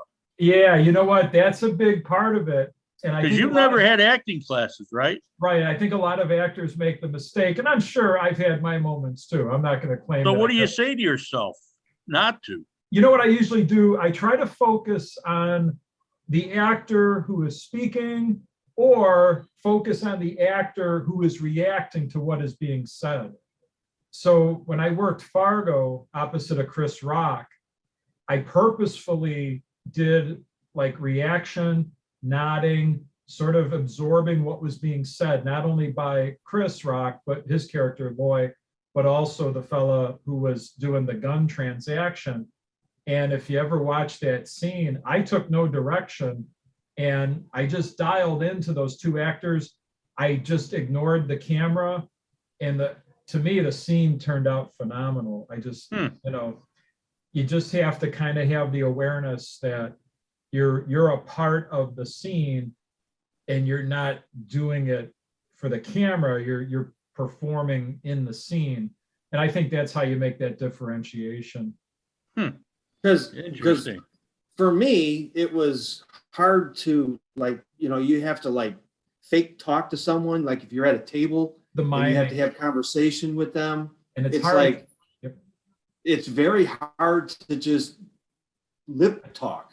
I mean, I really try again, to, if you got the actor, and some actors cannot read lips, and I'm usually trying to say something funny, or I'm trying to make it interesting where the actor across from me is going to have a good reaction, and some are better than others. Some are pretty bad. It's just, some people literally they'll be like apples and oranges and apples. So you'll see that on camera.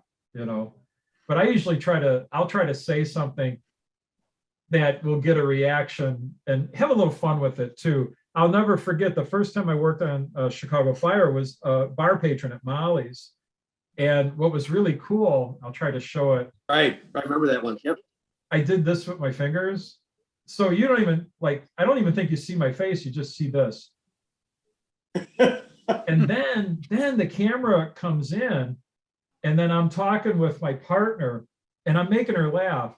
And I'm like, I have no idea what these people are doing in this scene, but I just know you and I we're just having the greatest time. We're killing it back here. And she's just like, yeah, definitely. And then the camera picks up her head, kind of tilting back.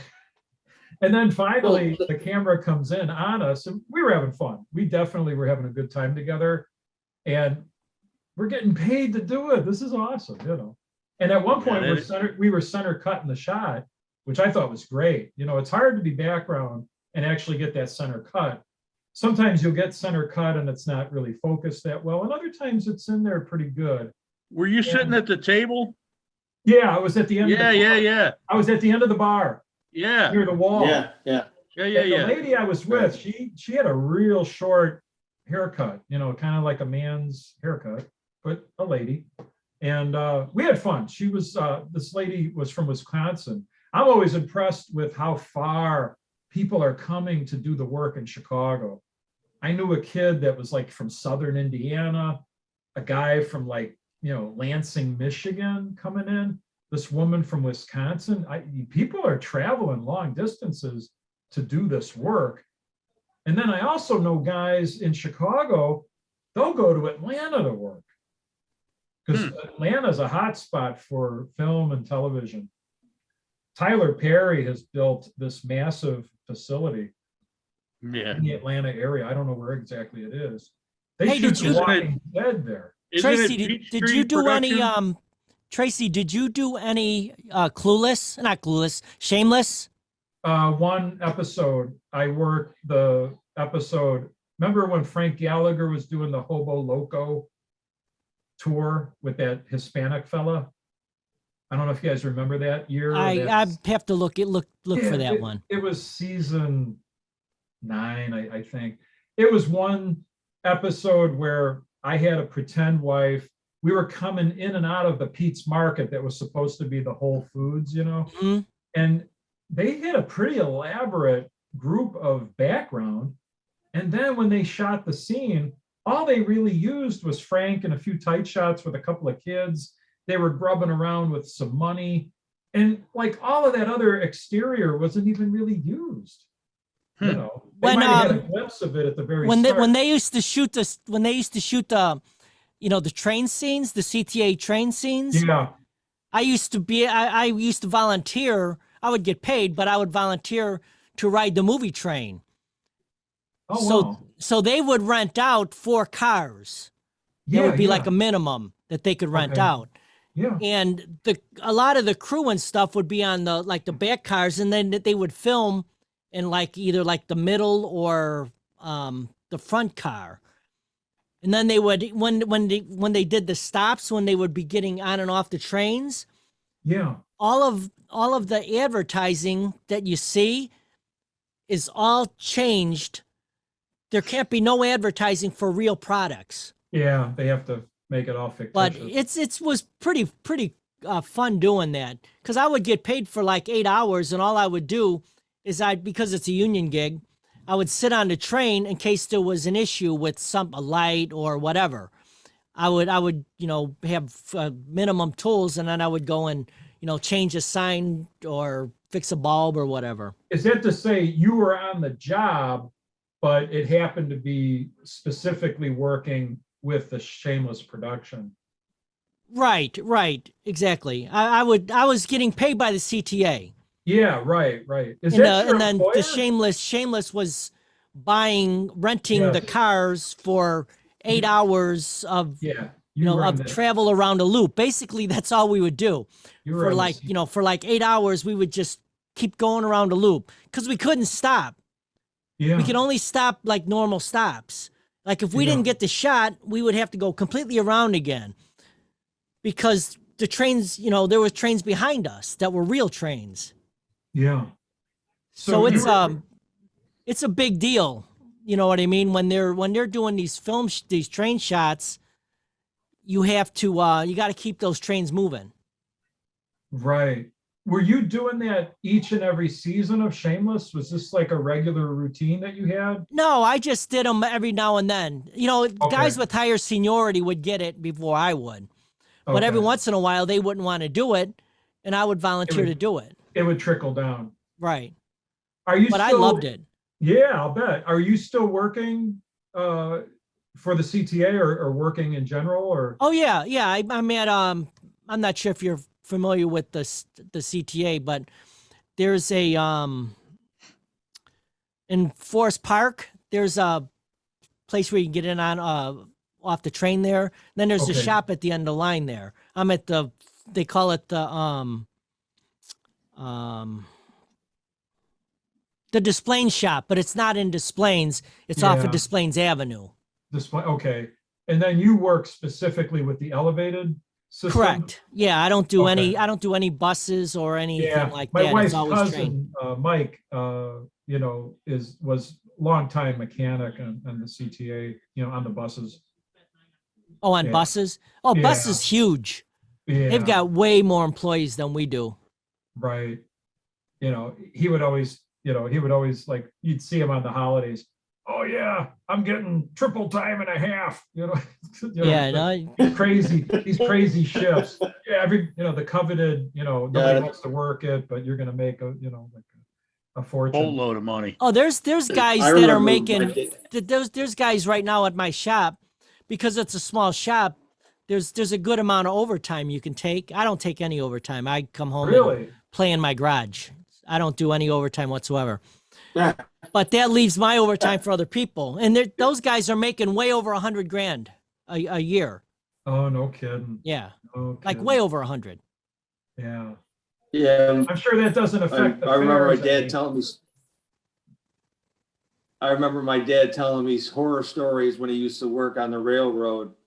They'd have to unload the boxcars, the mail and stuff, and be like -20 outside, and they were in the boxcars unloading the mail, and oh my God, he said it was just horrible.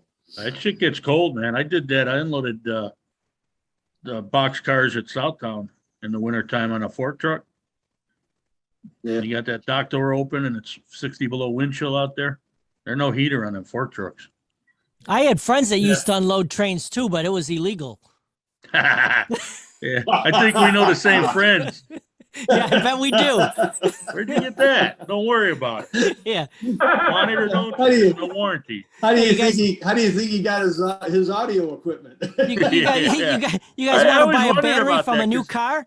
Welcome to A lot Dan's of that Hot stuff comes in Garage. on the rail. It's all hot, let me tell you.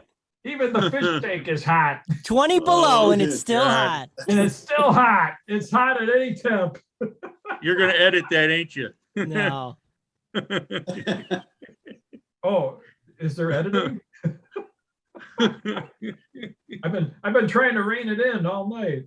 Oh. Check him, he's wearing a wire. Oh man. So what's next in line for you now? You going on Chicago Med again, or? Well, that's the thing.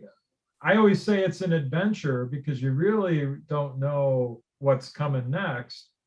So working Thursday on PD and working Friday on fire. I knew about the fire gig for quite a few days, over a week. And then I just had found out from production on Tuesday about work, or actually Monday, to work Thursday, which is short turnaround because you have to take the COVID test. You always have to test at least 24 hours and ideally 48 hours out before you go on set. So I booked the gig on Monday, went for the COVID on Tuesday, and then worked on Thursday. So that was a super quick turnaround. Whereas the Chicago Fire assignment, I knew about it for, I don't know, like at least a week, maybe 10 days. And then ironically, that was the next day. So that's how this is. You really don't know what's coming, what's going to be next. I think you should do a sports one next. Oh, let me tell you, I would love, I thought last season on PD, I was going to be a reporter, and I even had the suit on, I was ready to roll. And then they're like, no, you're going to be a cameraman. So then I had to go into jeans, a pair of boots, heavy jacket, and then I'm lifting this camera with it. It still had a VHS recorder on it. Could you imagine? It was heavy. Okay. They're like 80 on pounds. the shoulder, and then climbing in and out of the truck with grabbing the heavy. It never got on camera, by the way. I'm busting my ass. And then this gal Mallory, who really runs the show, like literally runs the show. Like, Hey, is the camera sort of like this one? Yeah, pretty much, Dan. Yeah, that was one of those. That's an old one. This thing was really long and really heavy, and they had me lugging this thing, and it was, I don't know, it was 10 degrees out. Luckily, it wasn't too windy, but just jumping in and out of that truck. The only thing you see in the episode is the truck pulling up, the news truck. You never see us get out. The gal that was doing the reporting, who I was holding the camera in front of, she never got on camera. It was bad, So it's Victim not of the on cutting camera. floor. Yeah. Oh, big time. Like, and you think you're in the shot too. And it's like you're busting your ass, and then nowhere, it's always funny. The times that you don't think you're on camera, just on this episode of Chicago Fire we've been talking about, I was also in the Winterfest scene. And I have this long London fog, and it's a weird color. It's hunter green. It's a trench coat. Nobody wears trench coats anymore. So I look like something from, like the mid 80s or whatever, but I have the fedora and the trench coat. I just did it for shits and giggles. And sure enough, I ended up on camera with it. And I didn't think I'd get on camera. The way the thing was shot, I had no thought that I would ever be on camera. But sure enough, I'm in a cross. You just see me walking. And if I wasn't wearing that outfit, I don't even think you'd see me. But I had a little bit of space in the right-hand side, and I got on camera. Just weird how things develop. And it was the same episode. I'm a battalion chief at the end, It was pretty funny to have. You hear about the trench coats, then you automatically think, "Hey, little girl, you want some candy?" Yeah. Who is the actor from Laugh-In? Which one? Artie. Artie Johnson. Oh, with the tricycle and the raincoat. Yeah. Oh God. Crawl up, go up there, and then fall over. Yeah, he was like the hottest item there, and then all of a sudden, Yeah. it's weird how that is. Well, he was up there in age when he did that show, though. I thought. Yeah, it could be. Yeah. I don't know.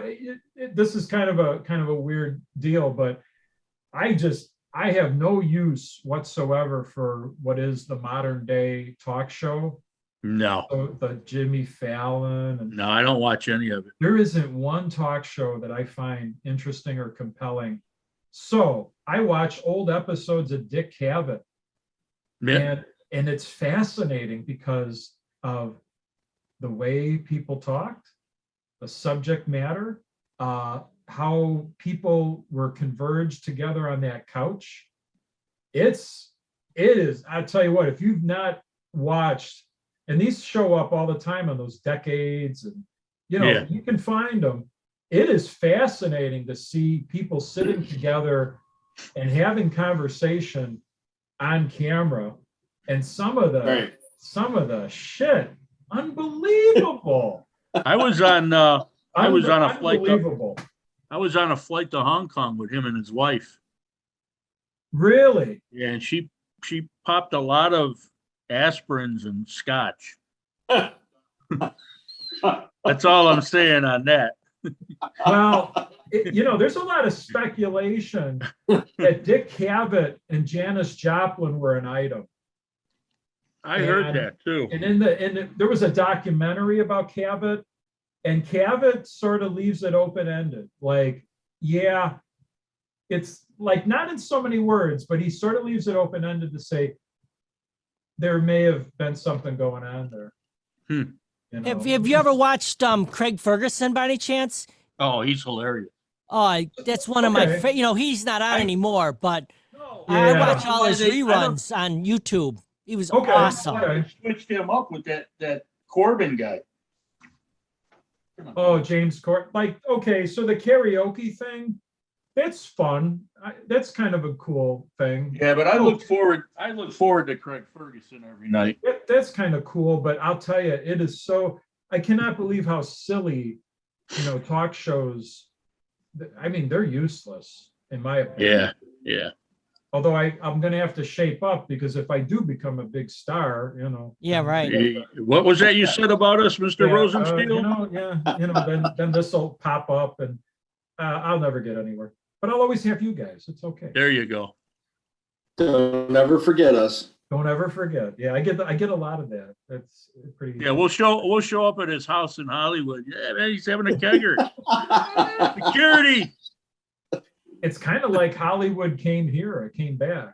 Chicago originally, I guess Skokie actually was kind of the origin of the Blues Brothers. Well, it was sort of the origin of the silent films, the Max Sennett films, Chaplin. It all kind of started here. And then these guys realized that it wasn't practical because the weather was a factor, and I could imagine what it would have been like to work that equipment in Chicago weather. And apparently it just made sense to go to the climate of California, Southern California. Yeah. Well, that's why the Lucy show started in New York, Yeah. and then they ended up buying the studio in California because of the weather. the Desilu, they were brilliant to have filmed each episode. Like other productions didn't do that. And so the best you can do with just about every other production is kinescope, which has its limitations. That was brilliant that Desilu filmed those episodes. Way, just very progressive. Well, he did a lot of shows though from that studio though, not just Yeah. Lucy, you know. Oh yeah, Desi Lou they They did did Andy the Griffith? Untouchables. Did they do Done- Andy Griffith? I think they may They have, may have. They may have. Yeah. Yeah. but that's I know one of their big ones was the Untouchables too. Okay. Yeah, interesting. But yeah, Very you'll mu- see a lot of old stuff. Right at the end, it'd be a Desi Lou production. And I think Yeah. you're right. I Yeah. think Andy Griffith was part of that. Yeah. I have to laugh when you said the Untouchables. And this is maybe Mike would appreciate this the most. White Sox baseball, Harry Carey, Jimmy Pearsall, Channel 44. Channel 44 had the wackiest reruns. And then Jimmy would say, "Hey, Harry, you know what's going to be on tonight?" "Nah, the Untouchables." Then Harry would say, "Ah, that again?" "Yeah, Harry. And this time, Elliot Ness, blah, blah, blah, yak. And then Harry says, Pearsall. "The only two things I never see Elliot Ness do: get shot or kiss a broad."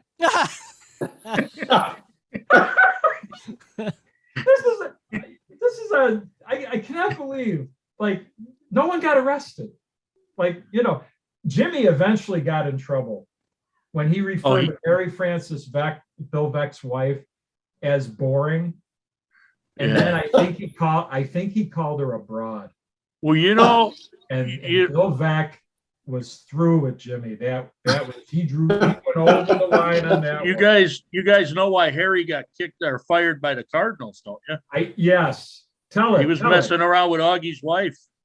Yeah, my dad used to talk about it all the time. Yeah, The only reason he's here, because I'd have the game on every night, driving my dad nuts. Yeah, he was in St. Louis. And he would tell the story. I guess, yeah, he was messing around. yeah, he was playing tag with Augie's wife, Oh, God. and Augie didn't like it, man. He's not there Yeah. anymore. The original holy cow. Oh yeah. Moment. And what was it they were drinking? Falstaff? And, Yeah. he used to Him and Jimmy? advertise Falstaff on 44. That was a big, Yeah. And they were both hammered by the sixth inning. Oh, it was obvious. It was, And then it was obvious. Harry couldn't pronounce half of the names coming up, and then he just go to, "Hey, he's a fine young ball player." Yeah, there was a lot of that. Yeah, he couldn't. The best though was when he was in the bleachers. Oh, those episodes. There's one on YouTube and it was kind of weird because everybody that came up to him, they were from Michigan and they were Tigers fans, but they Yeah. were all out in the bleachers just hanging out with Harry. And if you ever notice, his wife would be one or two seats behind him, keeping an eye on him, Yeah. make sure he didn't get too hammered. No kidding. And he's So like, "My Dutchie wife's was- telling me I can't have it. The fans are buying it for me, so I have to drink it." Yeah, I remember Yeah. him roaming around on the field, like, before the pregame and all of that batting practice. He always just it's like the classic, the shirt's open, he's got the plaid shorts going, and everybody's just "Harry, Harry," and little kids, myself included, "Harry, Harry." It was Uncle Jack Brickhouse during the daytime. Yeah. He was another one. Yeah. I don't think people realize that he was hammered during the day. Yeah. He was a They were all hammered though. I always said Bozo, Bob Bell, Bozo, he was hammered. He was plastered on that show. If you ever see Bozo Circus, Bob Bell, I swear to God, he was hammered on virtually everything every day. He had Wizzo, remember Wizzo? I think he was Oh, tripping. I think they were all hammered. Yeah. Hey, I got a story about Bozo. Uh-oh. A friend of mine, You want you to do a movie? yeah, we went to we went to his house. He was a biker guy.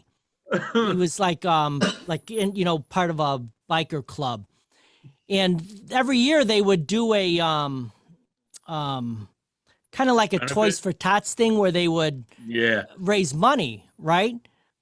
And one time they actually kidnapped Bozo. I now remember this one. Yeah, and they Never held heard him hostage until they got so much money raised, At a and then they tavern. let him go. And it was actually in a newspaper, so this wasn't really a stunt. I mean, it was a stunt, but it wasn't a planned stunt. Oh, weird. But it's I don't actually- remember this. Yeah, it was years ago. Oh, yeah, right. So, Everything Dan- we remember was years ago. Don't ask me what happened last week, right? Except Dan, for where the did work. you, Except for the acting work. Then I got it down. That I got What- down. What's that, Mike? where did you pull out the 8th grade graduation picture? Yeah. Oh, my brother brought it over today for me. He was going through some of my mom's old pictures and found it. Pictures are cool, I think. Pretty awesome Yeah. picture, isn't it? Yeah, it is, I man. didn't It see is. it. Is this on Facebook? Yeah, Yeah. he changed his profile picture. Oh, okay. It's a very good picture. I gotta go check that out. I think I have mine. I got to stir and see if I can find it. Yeah, somebody put on their old, you know, this was 8th grade and I had long hair. And I pretty much had long hair since I was in 6th grade. Because in 6th grade, that would have been like 1972 or 73. So that's still during the hippies. Yeah. Yeah. I had a beard in 6th grade. Oh, Rich, I'll never forget. I was showing pictures of the 8th grade book, you know, the yearbook. Yeah. And my brother looked at your picture and said, "This guy looks like he's 26." And I just, well, no. I was getting in bars at 16. And my brother should talk because my brother, Mike, was such a good softball player and just a good athlete all around. All the older kids in the neighborhood would recruit him to play. By the age of 14, he's in the Bedford Park men's softball league. I don't know if you guys remember this. Yeah, I remember that. Do you remember teams like the Dudes or the Wise Guys? I remember the wise guys. Yeah, My I'm not brother- even into sports and I remember Wise Guys. Yeah, my brother was a Wise Guys at like the age 14. And so guess what? At age 14, he's in the bar with the team. And then guys are gonna love this. He's in the bar one night, and then Panicki walks in, and he's like to my brother, "What are you doing here?" And then my brother's like, "What are you doing here?" Panicki deserved that, you know. And I know Panicki's gone and all of that. But, Yeah. Uh, Oh, Panicki was a piece of work. his English class, I remember the first day I don't know if you had that with me in that class, but we were talking about Don Quixote. Oh no! And I'm No, a I had freshman in the- English, and he's like, I didn't have Dulcinea. him. And he's like, Dulcinea was a slut. And we're all sitting there like, wow, high school's going to be cool. You know? And it was, yeah, he was a Yeah, trip. he's another one. You know, sometimes I'd get along great with him, and then I always had trouble with the first name early on. Oh, it's a girl's name. What do you got a girl's name for? And then the focus went from the girl's the first name. Then we had to focus in on the last name. Oh, so are you Jewish? And then Picky with the anti-Semitic shit. What a dick. I talk about someone that I could have changed the name. I could have done a complete overhaul, but I've lived with it all this time. I guess I'm just gonna ride it out. Well, I'm just looking at your name now. You're using like what, 13 letters of the alphabet in it? 11 letters? Yeah. I'll never So- forget in first grade, I couldn't spell it. So they used to put your name on the desk. I would have to do this. I could be looking, is that a S-T? And then you got to write it down. Is it H? You know, just, I wonder I didn't have a bad back all the way back then, you know, looking, craning over the desk. And of course, Mr. Nick could never say it, could never get it right. He did pretty good, all things considered. Now speaking of names, you know, if you look at my name on the screen, it says Roy McGee, right? Who's Roy? Yeah. That's actually me. But I didn't realize my name was Roy until first grade, because all through my, childhood, I was Dan. But when I got into school, I had to use my real name. My name is Roy Daniel McGee. Oh, so Dan is your middle name. Right.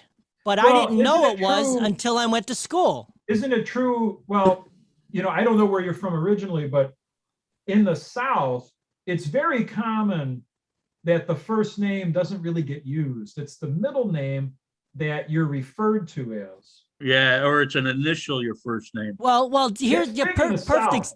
perfect example of that. I've got an older half brother. His name is Roy McGee. My father's name was Roy McGee, so I'm the third Roy McGee. Are And you the- everybody was by their middle name, so that goes. And it's from Georgia.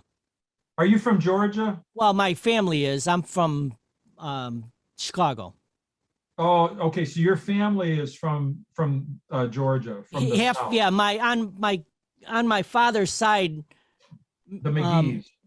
we're from Georgia, and there's like a million McGees down there too, in Georgia. What part of Wait Georgia? till you visit Scotland. Yeah, I'm not even sure to be Ireland. honest with you. Huh? Woodman. There's got to be a Yeah, couple it- McGee taverns over there. Oh, Ireland. there's tons of them. It's got to Yeah. be tough with the ancestry to try to figure out, you know, okay, which McGee is the correct one. I don't think it matters when you go to Ireland. You just walk in and you tell them your last name, and you're not going to buy a beer the whole night, and you're going to get so hammered you're going to wake up in a donkey barn somewhere. Just another night. Make a- Just make a another movie. night in Ireland, man. I think every town had their baddies, you know. Yeah, and I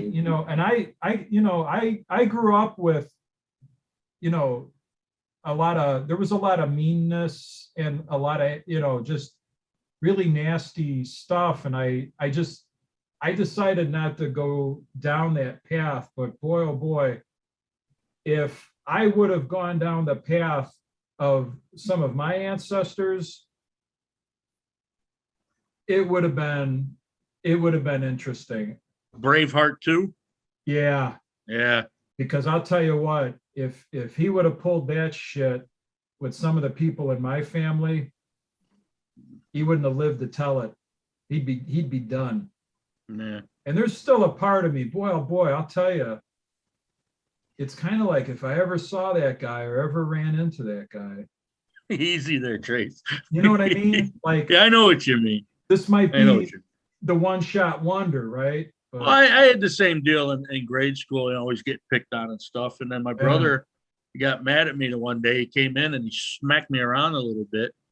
And he says, "Get out in the garage. You're going to start lifting weights." I said, "Okay." You know, and you walk in the halls your freshman year, and you're like, pick this guy out. There's one of them. You know, you go up and go, "Hey, how you doing? How was your summer?" You know, and you just breathe funny on them, and they shit themselves, and you know, yeah.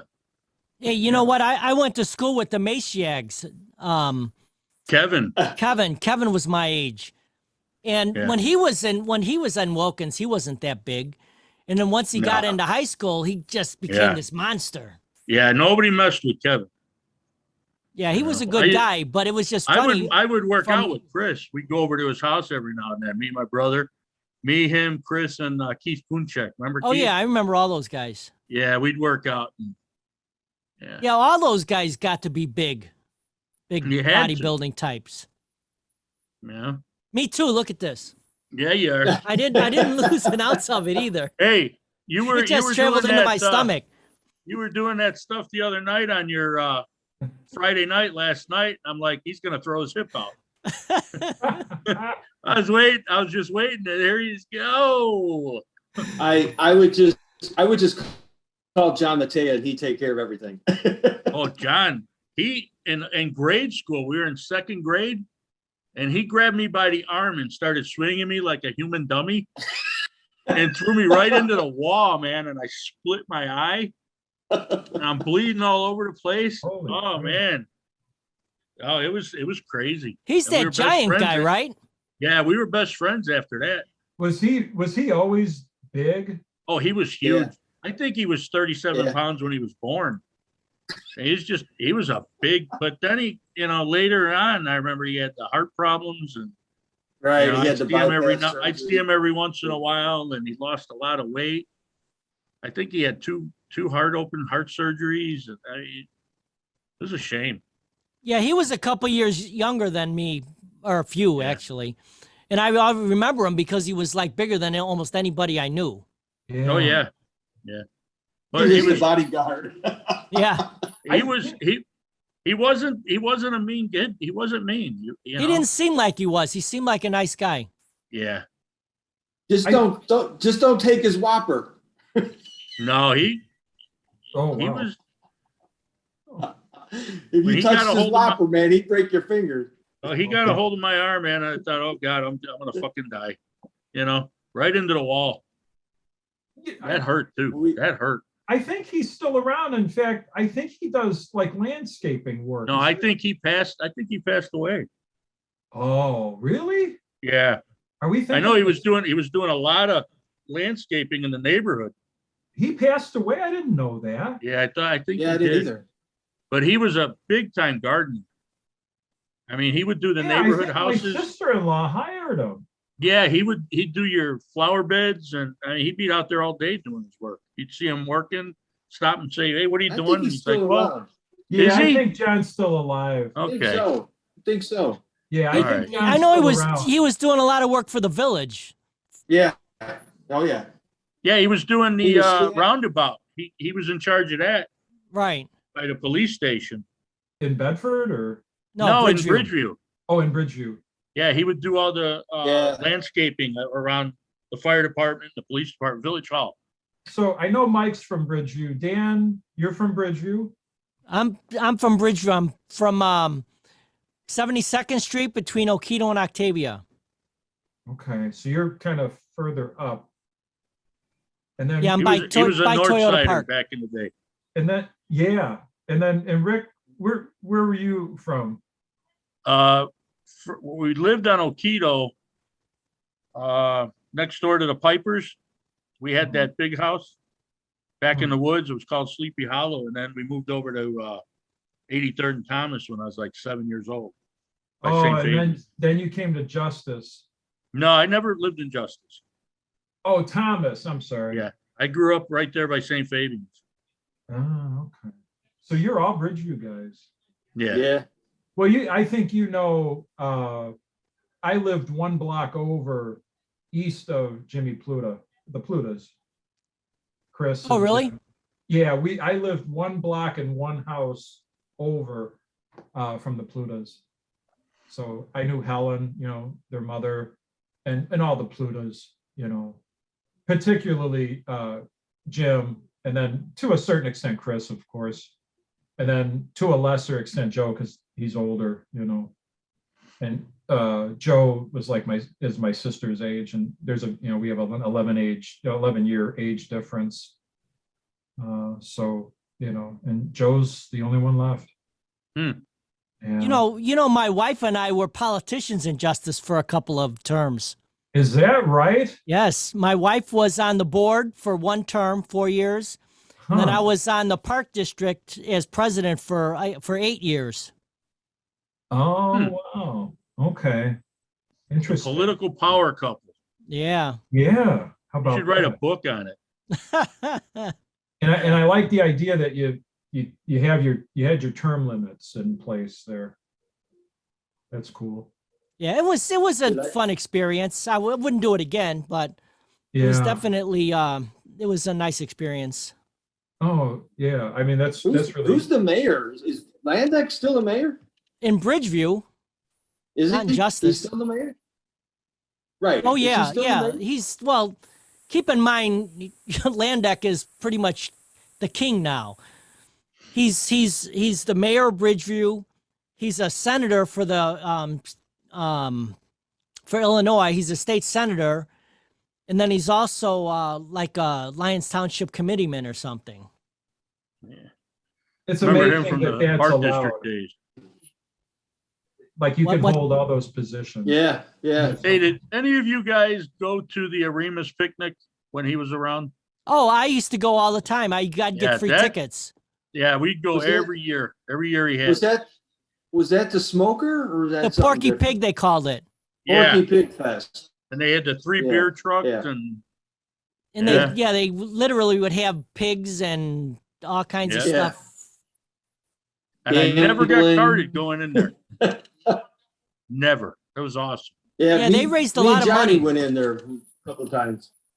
Yeah, That was the active party that would yeah. throw All you that could on. eat, all you could eat pig roast. Oh my god. Right. They still do that. Every year Do they they? still do it. Absolutely. Yeah. Huh. That's it. We Yeah, gotta that go. was a good times. We We have to should go. go. Rent a bus. Now they're having it at We'll have to do this podcast on the Yeah. on the they're bus. they're having it in the parking lot at Toyota now. Oh, really? Oh, okay. Yeah. Oh yeah, I see that all the time. Hey, do you guys Rick, did you ever go out to the Forest Preserve when they had it there? That's where we go to Aremus's property out there. Yeah. Yeah. And, Yeah, yeah. the bus would pick you up at the over on the other side of the tracks by it was I forget where it was now. yeah, but you it would was have to like, park away from it. And yeah, then, and then the bus then would they take would you there. take you over there. Yeah, that was a blast. But they had some high stake poker games going on there and they got busted Oh, one year. Yeah, I Do you know. remember that? We were at that one. Oh, were you? I wasn't at that one. Oh yeah, it was chaos. Yeah. It was during the boxing matches too, so everybody was in a fight mood. You're drinking and Yeah, here yeah, come all right. these I remember federal that. agents. Oh my god. You know, and you had to You'd hurry be up. hide wasted your by, like, stash and noon. shit. Huh? Yeah, it started You'd be early. Wasted by noon. It'd be like 11 o'clock in the morning. You'd be drinking beer. Yeah. Drink like you Waiting vote. for them Early waiting for them. and often. Yeah, but Right. they had the Windy City boxing there too. Remember that? I do, and they Yeah. still have that too. Do they? Absolutely. Oh, no kidding. Some of them kids were wicked, man. Oh yeah. There will be blood. You can buy golden tickets, and then you get like the really good seats around the rink Really? or the ring. Huh. We ought to think about doing that. That would be cool. Get somebody, we'll get my cousin to drive the school bus. She's a certified school bus driver. Arlo. Nice. Yeah. You guys, Rick, do you remember my aunt? My aunt Arlene was a bus driver for Argo. Yeah, I know. She did. Renee, we talk about it. And she's like, you remember me? I said, yeah, I remember. You used to sit behind her on the bus. She goes, yeah, she'd drive you guys to your, I said, yeah, I remember her. She was a great bus driver. Yeah, she was really good, very friendly. Everyone loved her. She took no gruff though. No, she didn't. She'd look in that mirror and she'd give you that look if you were screwing around. You sat your ass down, man. Well, Yeah. it was Wait, funny, did you know. say if you were screwing around. Oh when yeah, Meg- they. When Kevin Masiag was on the bus, he used to sit right like in back of her. Yeah. And when somebody was making trouble, she would sit Kevin on him. He was the fixer. Yes, he was. Boy, some Nobody of them messed- bus rides were ridiculous. Oh yeah. You know, we had a situation where someone threw firecrackers in the bus, you know, unbelievable. Was that Tom? No, boy, I haven't heard that name in ages. Yeah. Do you remember a Jim? Oh yeah. Yeah. We were at Chicago Fest for Iron Maiden and that group Bohemia. I think it was 81. Yeah. And I think that's the last time I saw him. It was back in Yeah. 81. He I think was- I went to school with maybe his older brother, Jeff. Yeah, he was out of control, big time out of control. Oh, Jim, yeah. Really insane. Yeah. He didn't, No. he was a guy, he didn't care.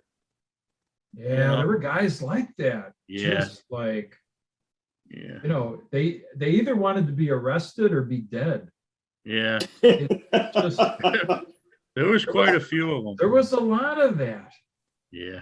You know, like I said, the mean streets. Hey, I also Who call is- them the mean who- streets injustice because those damn streets over in Wesley, they're constantly crumbling. There's always water ponding.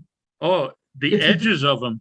It's If a you drove too disgrace. close, you'd end up in the ditch. It's like there's third world countries with better, you know, Yeah. better roads. Well, the And ones just- here are pretty bad. It's ridiculous. You went I to can't school re- with Seth Piper, right? He was younger than me. Okay. Everyone's younger than me. We lived right next door to him when we were kids. Oh, really? Oh, Yeah. yeah. He lived over by Kmart, right? Down the Yeah, street from in that- Kmart. in that White House. Yeah, I remember that actually. Yeah, yeah. And then they He knocked was- our house down after we left, and they put all that subdivision or whatever it was. They put that in there. Well, his dad and another guy owned a construction company, right? Oh yeah, they built the houses across from us on Thomas. It was like P and something Yeah, construction or Piper and Sons. Yeah, What year did you graduate, Dan? 78. 1964. Yeah. Do you remember my brother? Did you go to, do you remember my brother Mike? You know what? I'm not really bad with names. That's okay. Yeah, I was curious. Yeah. You're a year behind my brother. How about, you went to school with Joe Menacchio, Not Joe. Rich. Well, we went to Trace. We went to school with Ron. Yeah, Ronnie. Maybe it was Joe. I went to school I with think you yeah. went to, yeah. Yeah, I it was think you Joe. I went to school with Joe. And I think Rich is a year younger. So Rich would have been 79.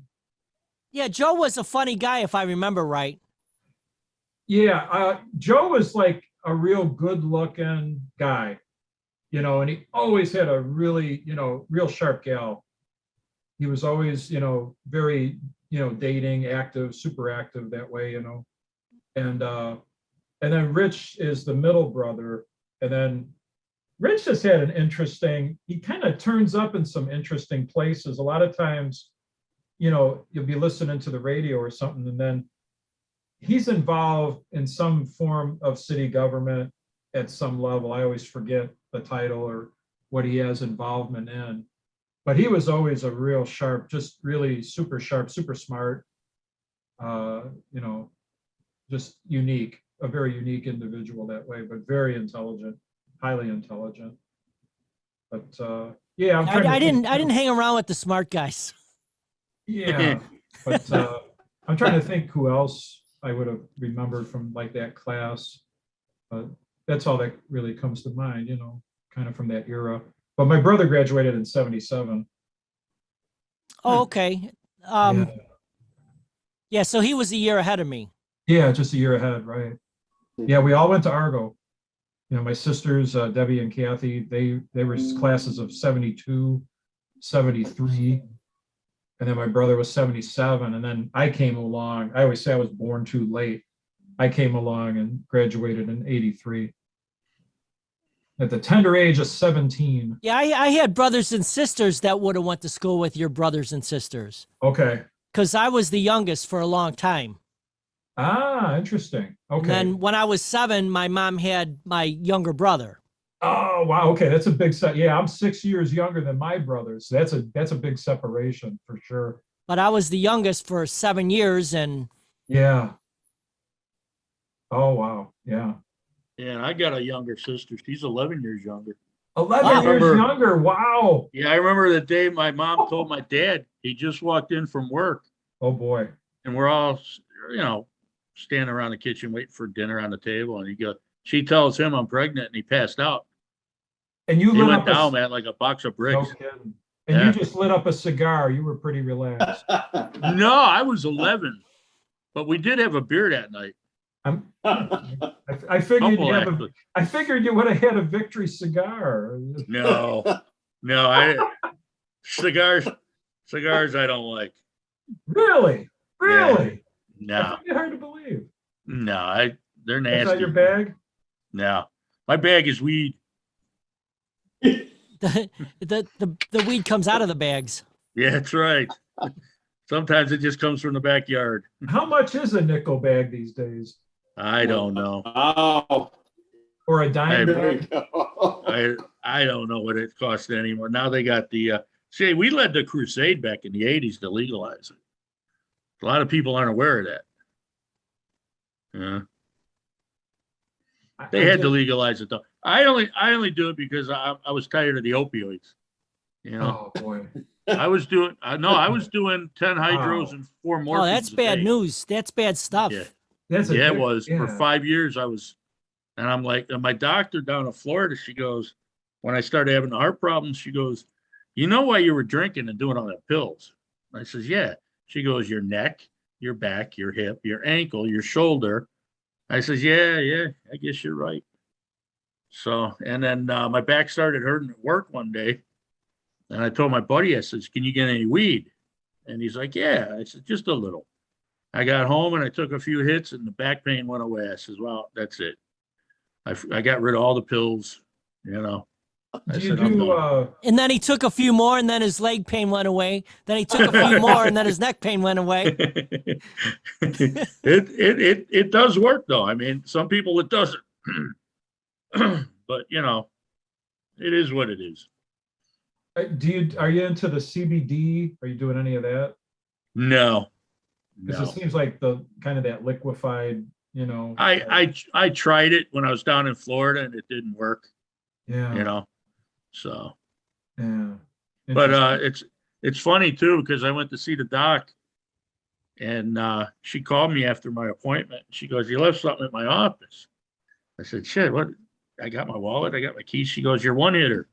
I said, it fell out on her. It fell out in the exam room floor. And she goes, may I say, this is pretty good stuff. Ah! Finders keepers. Yeah, I never did see it again. Hey, Rick, do you have a prescription or not? No. You should get one. Nah, I should. You get it cheaper. Do You you? can go to a dispensary and get it cheaper. Seriously. That place on Harlem, you know, south of 111th over in Worth, that line is down the block Yeah. all the time. I went to the one, all the time. I was on a visit here, but I was still in Florida. And we went in and blah, blah, blah. And this guy's talking and he's like a salesman. I said, dude, I just want the most THC for the least amount of money. He's like, old school. I said, yes, sir. So he hooked me up and I said, nah, this stuff isn't that good. I tried the edibles and the this and that. It's just, it doesn't, you know, when you start messing with it, just leave it the way it is, smoke it and you're fine. So it's a weird thing. But smoking in a Yeah. restaurant, I used to hate that. Smoking on a plane, I used to hate that. Oh yeah. Yeah, it's amazing what we grew up with. And Oh, yeah. Oh, definitely. Yeah, you know, it's I wonder why we're still here, some of us. I used to think right. at my aunt's house on my mom's side, my mom's sister, Audrey, the smoke, the din of smoke in the kitchen, they'd be playing cards, you know.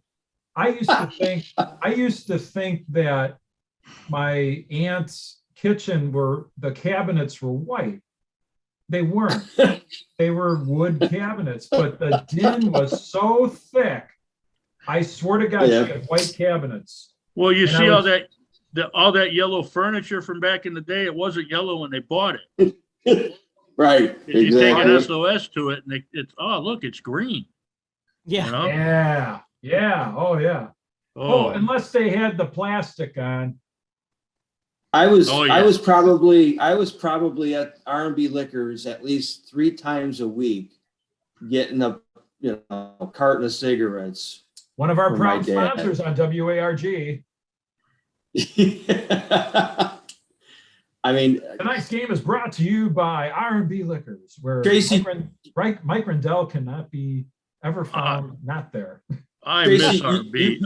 When I moved, when I got married, moved to Moments back in the day, and I went and seen Dave about a year and a half after, because I still had his tapper from my wedding party.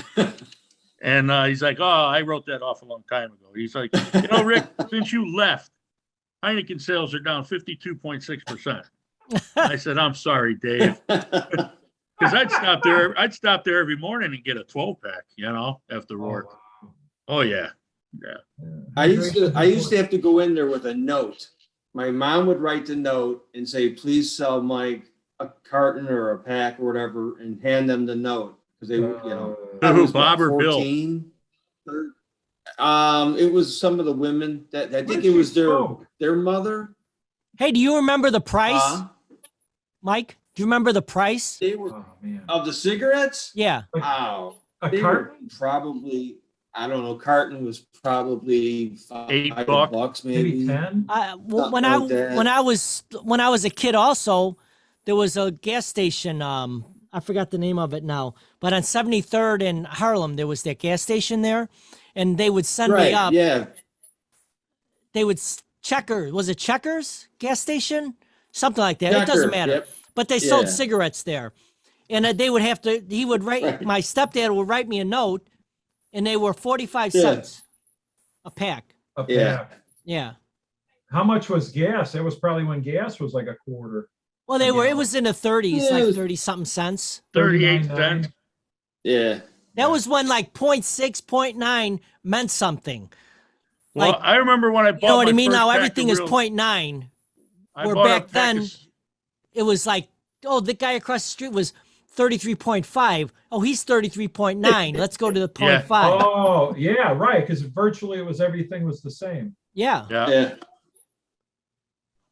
98 cents a pack when I bought my first pack of Cools. Hey, did anybody in your family ever work as a gasoline attendant? I No. actually, my stepdad owned a gas station, and I actually worked as a little bit of a mechanic. I would do tire. I was young. I was probably 13, 14 years old at the most. Where was the And gas I would station? pump gas, Yeah. and then I would also fix tires. My dad would drive up, fill it up regular. One of his Yeah, famous there, and lines. it was one of those where you would check the oil, clean the windows, Yeah. clean the Get your the green headlights. And I'd be Huh. looking. I'd be like, Get your green Look at- stamps. be looking. Yeah, Yeah. right. They had the green stamps. S&H, S&H green stamps. Yeah. Whatever happened to S&H green stamps? They just I think disappeared. they're still around. Are they? I think, well, Really? I have to Google it. Oh, wow. But- What Oh my can God, you get we- with them now, though? Yeah, I don't know if they're still around. They probably not, but I think you can buy weed with them now. Yeah, I think- kind of forget what those were even for. I think we were collecting them just to collect them, quite honestly. No, we would redeem them at was it Wallblatts or no? What was it? Gold Woolworths? Goldblatts. Yeah, you could Goldblatts, actually okay. you could buy stuff with them. I My remember that mom, when my I was mom little. used to collect those all the time and buy stuff. She Yeah, bought a my vacuum friends- one time. Was this like the precursor to crypto? Yeah, right. It was. It was Yes. just books of green stamps with S&H on them. And a lot of licking. Yeah, that's- right. I think that's It's a why I'm wonder we all fucked up survived. right Remember now. we had to lick everything? Here, Oh lick my God, this. that stuff. Lick You know how that. Tracy, we you know were how toxic. licking all day. You know how toxic that shit is. Yeah, and here we are, no helmets, and we survived. Yeah. My tongue still sticks to the roof of my mouth. Licking everything. There was a You lot can of licking. still you can still taste that death paste. Yeah, You know, it never leaves. no. It's And ingrained. if people would get mad too if they didn't get them. Yeah, They'd get mad. Where's my green stamps? yeah, Yeah, They yeah. had these big sheets, and they would go rip them. yeah. And you'd have to Yeah. Throw lick me them. one more. Yeah, Right. They're always, yeah, kind of like the whole 9 yards. Okay, I need one more, but you can never get one. You guys, did you guys ever play that horse racing game from Jewel? They used to give you those tickets and you'd have to watch the horse races on Saturday night. Oh, man. I remember Did you ever those. play that? No, I remember it, but I um, never played it. I remember when the Illinois lottery started, and remember the big draw, it was probably for like $1 million. This had Yeah. to be in like the mid 70s. I'll never forget, they picked a random horse race, and it was like a film of this horse race. And the winner of the horse race was the predictor of the winner for the jackpot. So apparently all of these people were huddled into a television studio, and whatever person had the number of the winning horse, they won the jackpot. Do you guys remember that? I Yeah. don't remember that. my dad won it one time. Really? He won like $15, and we thought that was the cat's meow, you know. But we didn't realize that he spent half his life savings on him, you know, trying to win the one. There, Oh, there was a guy down the street from my mom's house. He was an Irish guy. He won like 35,000 one year. Really? He was everyone around the neighborhood. Oh my God, he won 35,000. It's unbelievable. But it turns out he spent 45,000. It's not Yeah. a joke. He spent 45,000 to win the 35. Yeah. He was like nuts about going up there and buying, $200 worth of tickets, and he was nuts. back That's in the great. day too, not now. Back in the day when 200 was a real lot of money. Yeah. Oh Well, my no, s- this was probably you this know. was probably in the 80s, sometime in the 80s. Yeah, even then. I mean, that My sister was like that. She had a horseshoe in her ass. I mean, Hmm. she would win every time she got a scratch off. gee And whiz. she was sitting at the Mm. kitchen table the one night doing a Plinko, a $3 scratch off. Hmm. And my brother-in-law Robbie starts, he's telling us that she started shaking and crying. And he went in and was like, "What's the matter?" She's like, "Read this. Did we win?" And he's like, "Holy shit. Yeah, we won. $30,000 on a $3 Wow. ticket." Yeah. Wow. But my nephew has inherited this horseshoe because he'll stop from work and he'll stop at one of the off-track betting or do this or that, and the little shit will post something. I bet $5 I won 1,600. Man. And he's always sending me ha ha ha. It's you. Yeah, yeah. You think he's playing every day though? I don't know. I think he Yeah. just does it on a whim. He'll stop and just like when they go to the boat. He comes back with $5,000-6,000. Hmm. It's Wow. just luck, Yeah. Well, guys, Bedtime. I I'm think like, gonna wrap mine up. yeah. Well, Well, it's pretty been soon. almost man, this was it's good. been what is it? Almost 2 and 2 a half. hours. Yeah, a couple hours. So I think this is one of our longest shows. We started Yeah. at 7:30. I don't think we ever touched half the topics, did we? No, but we didn't even talk that's how about this is movies. going to work. If we Did need the have a topics, format? we'll dip into them. But Can I otherwise, we'll break just format? roll. Well, I heard there's a rumor going around we're going to get syndication. Oh wow, nice. Yeah, that'd be nice, wouldn't it? As opposed to a rumor that we have formed a syndicate. Well, Yeah. we got to come up with a show name. Well, the Untouchables isn't going to work. No, I think we're going to have to leave it Dan's Garage and maybe call us the Monkeys or something. Yeah, right. You know, Hey, I got it. Dan's Garage into Mechanics. there you go. We'll get sued for that, definitely. 'Cause I think Mike and the Mechanics don't play anymore. Yeah, but that's like McDougal's and McDonald's. I have to think, every time I see your set, Dan, I think of the two characters, and I said this on the Facebook, that it would be kind of like your version of that Mystery Science Theater 3000, where you could put a movie up and we could basically heckle the movie. And then Oh, you could that's- have- we could do the voices behind the skeleton guy. That was a great show. And the robot and Oh, Yeah. that show Yeah. kills me. And I have Oh. a niece and a nephew. They're so fanatical about it. They do the riff tracks, and they're hunting this guy down still. This guy will survive nuclear holocaust. It'll be Cher, cockroaches, and it'll be this fella doing the Mystery Science Theater, Theater 3000, It's just like Svengoolie. Yeah, incredible. Yeah. He's still around. Is that right? Yeah, Man. it's pretty cool. Oh man. All right, let's end it. But don't go All away right. yet, because once I stop recording, I want to ask Okay. Tracy something. Okay.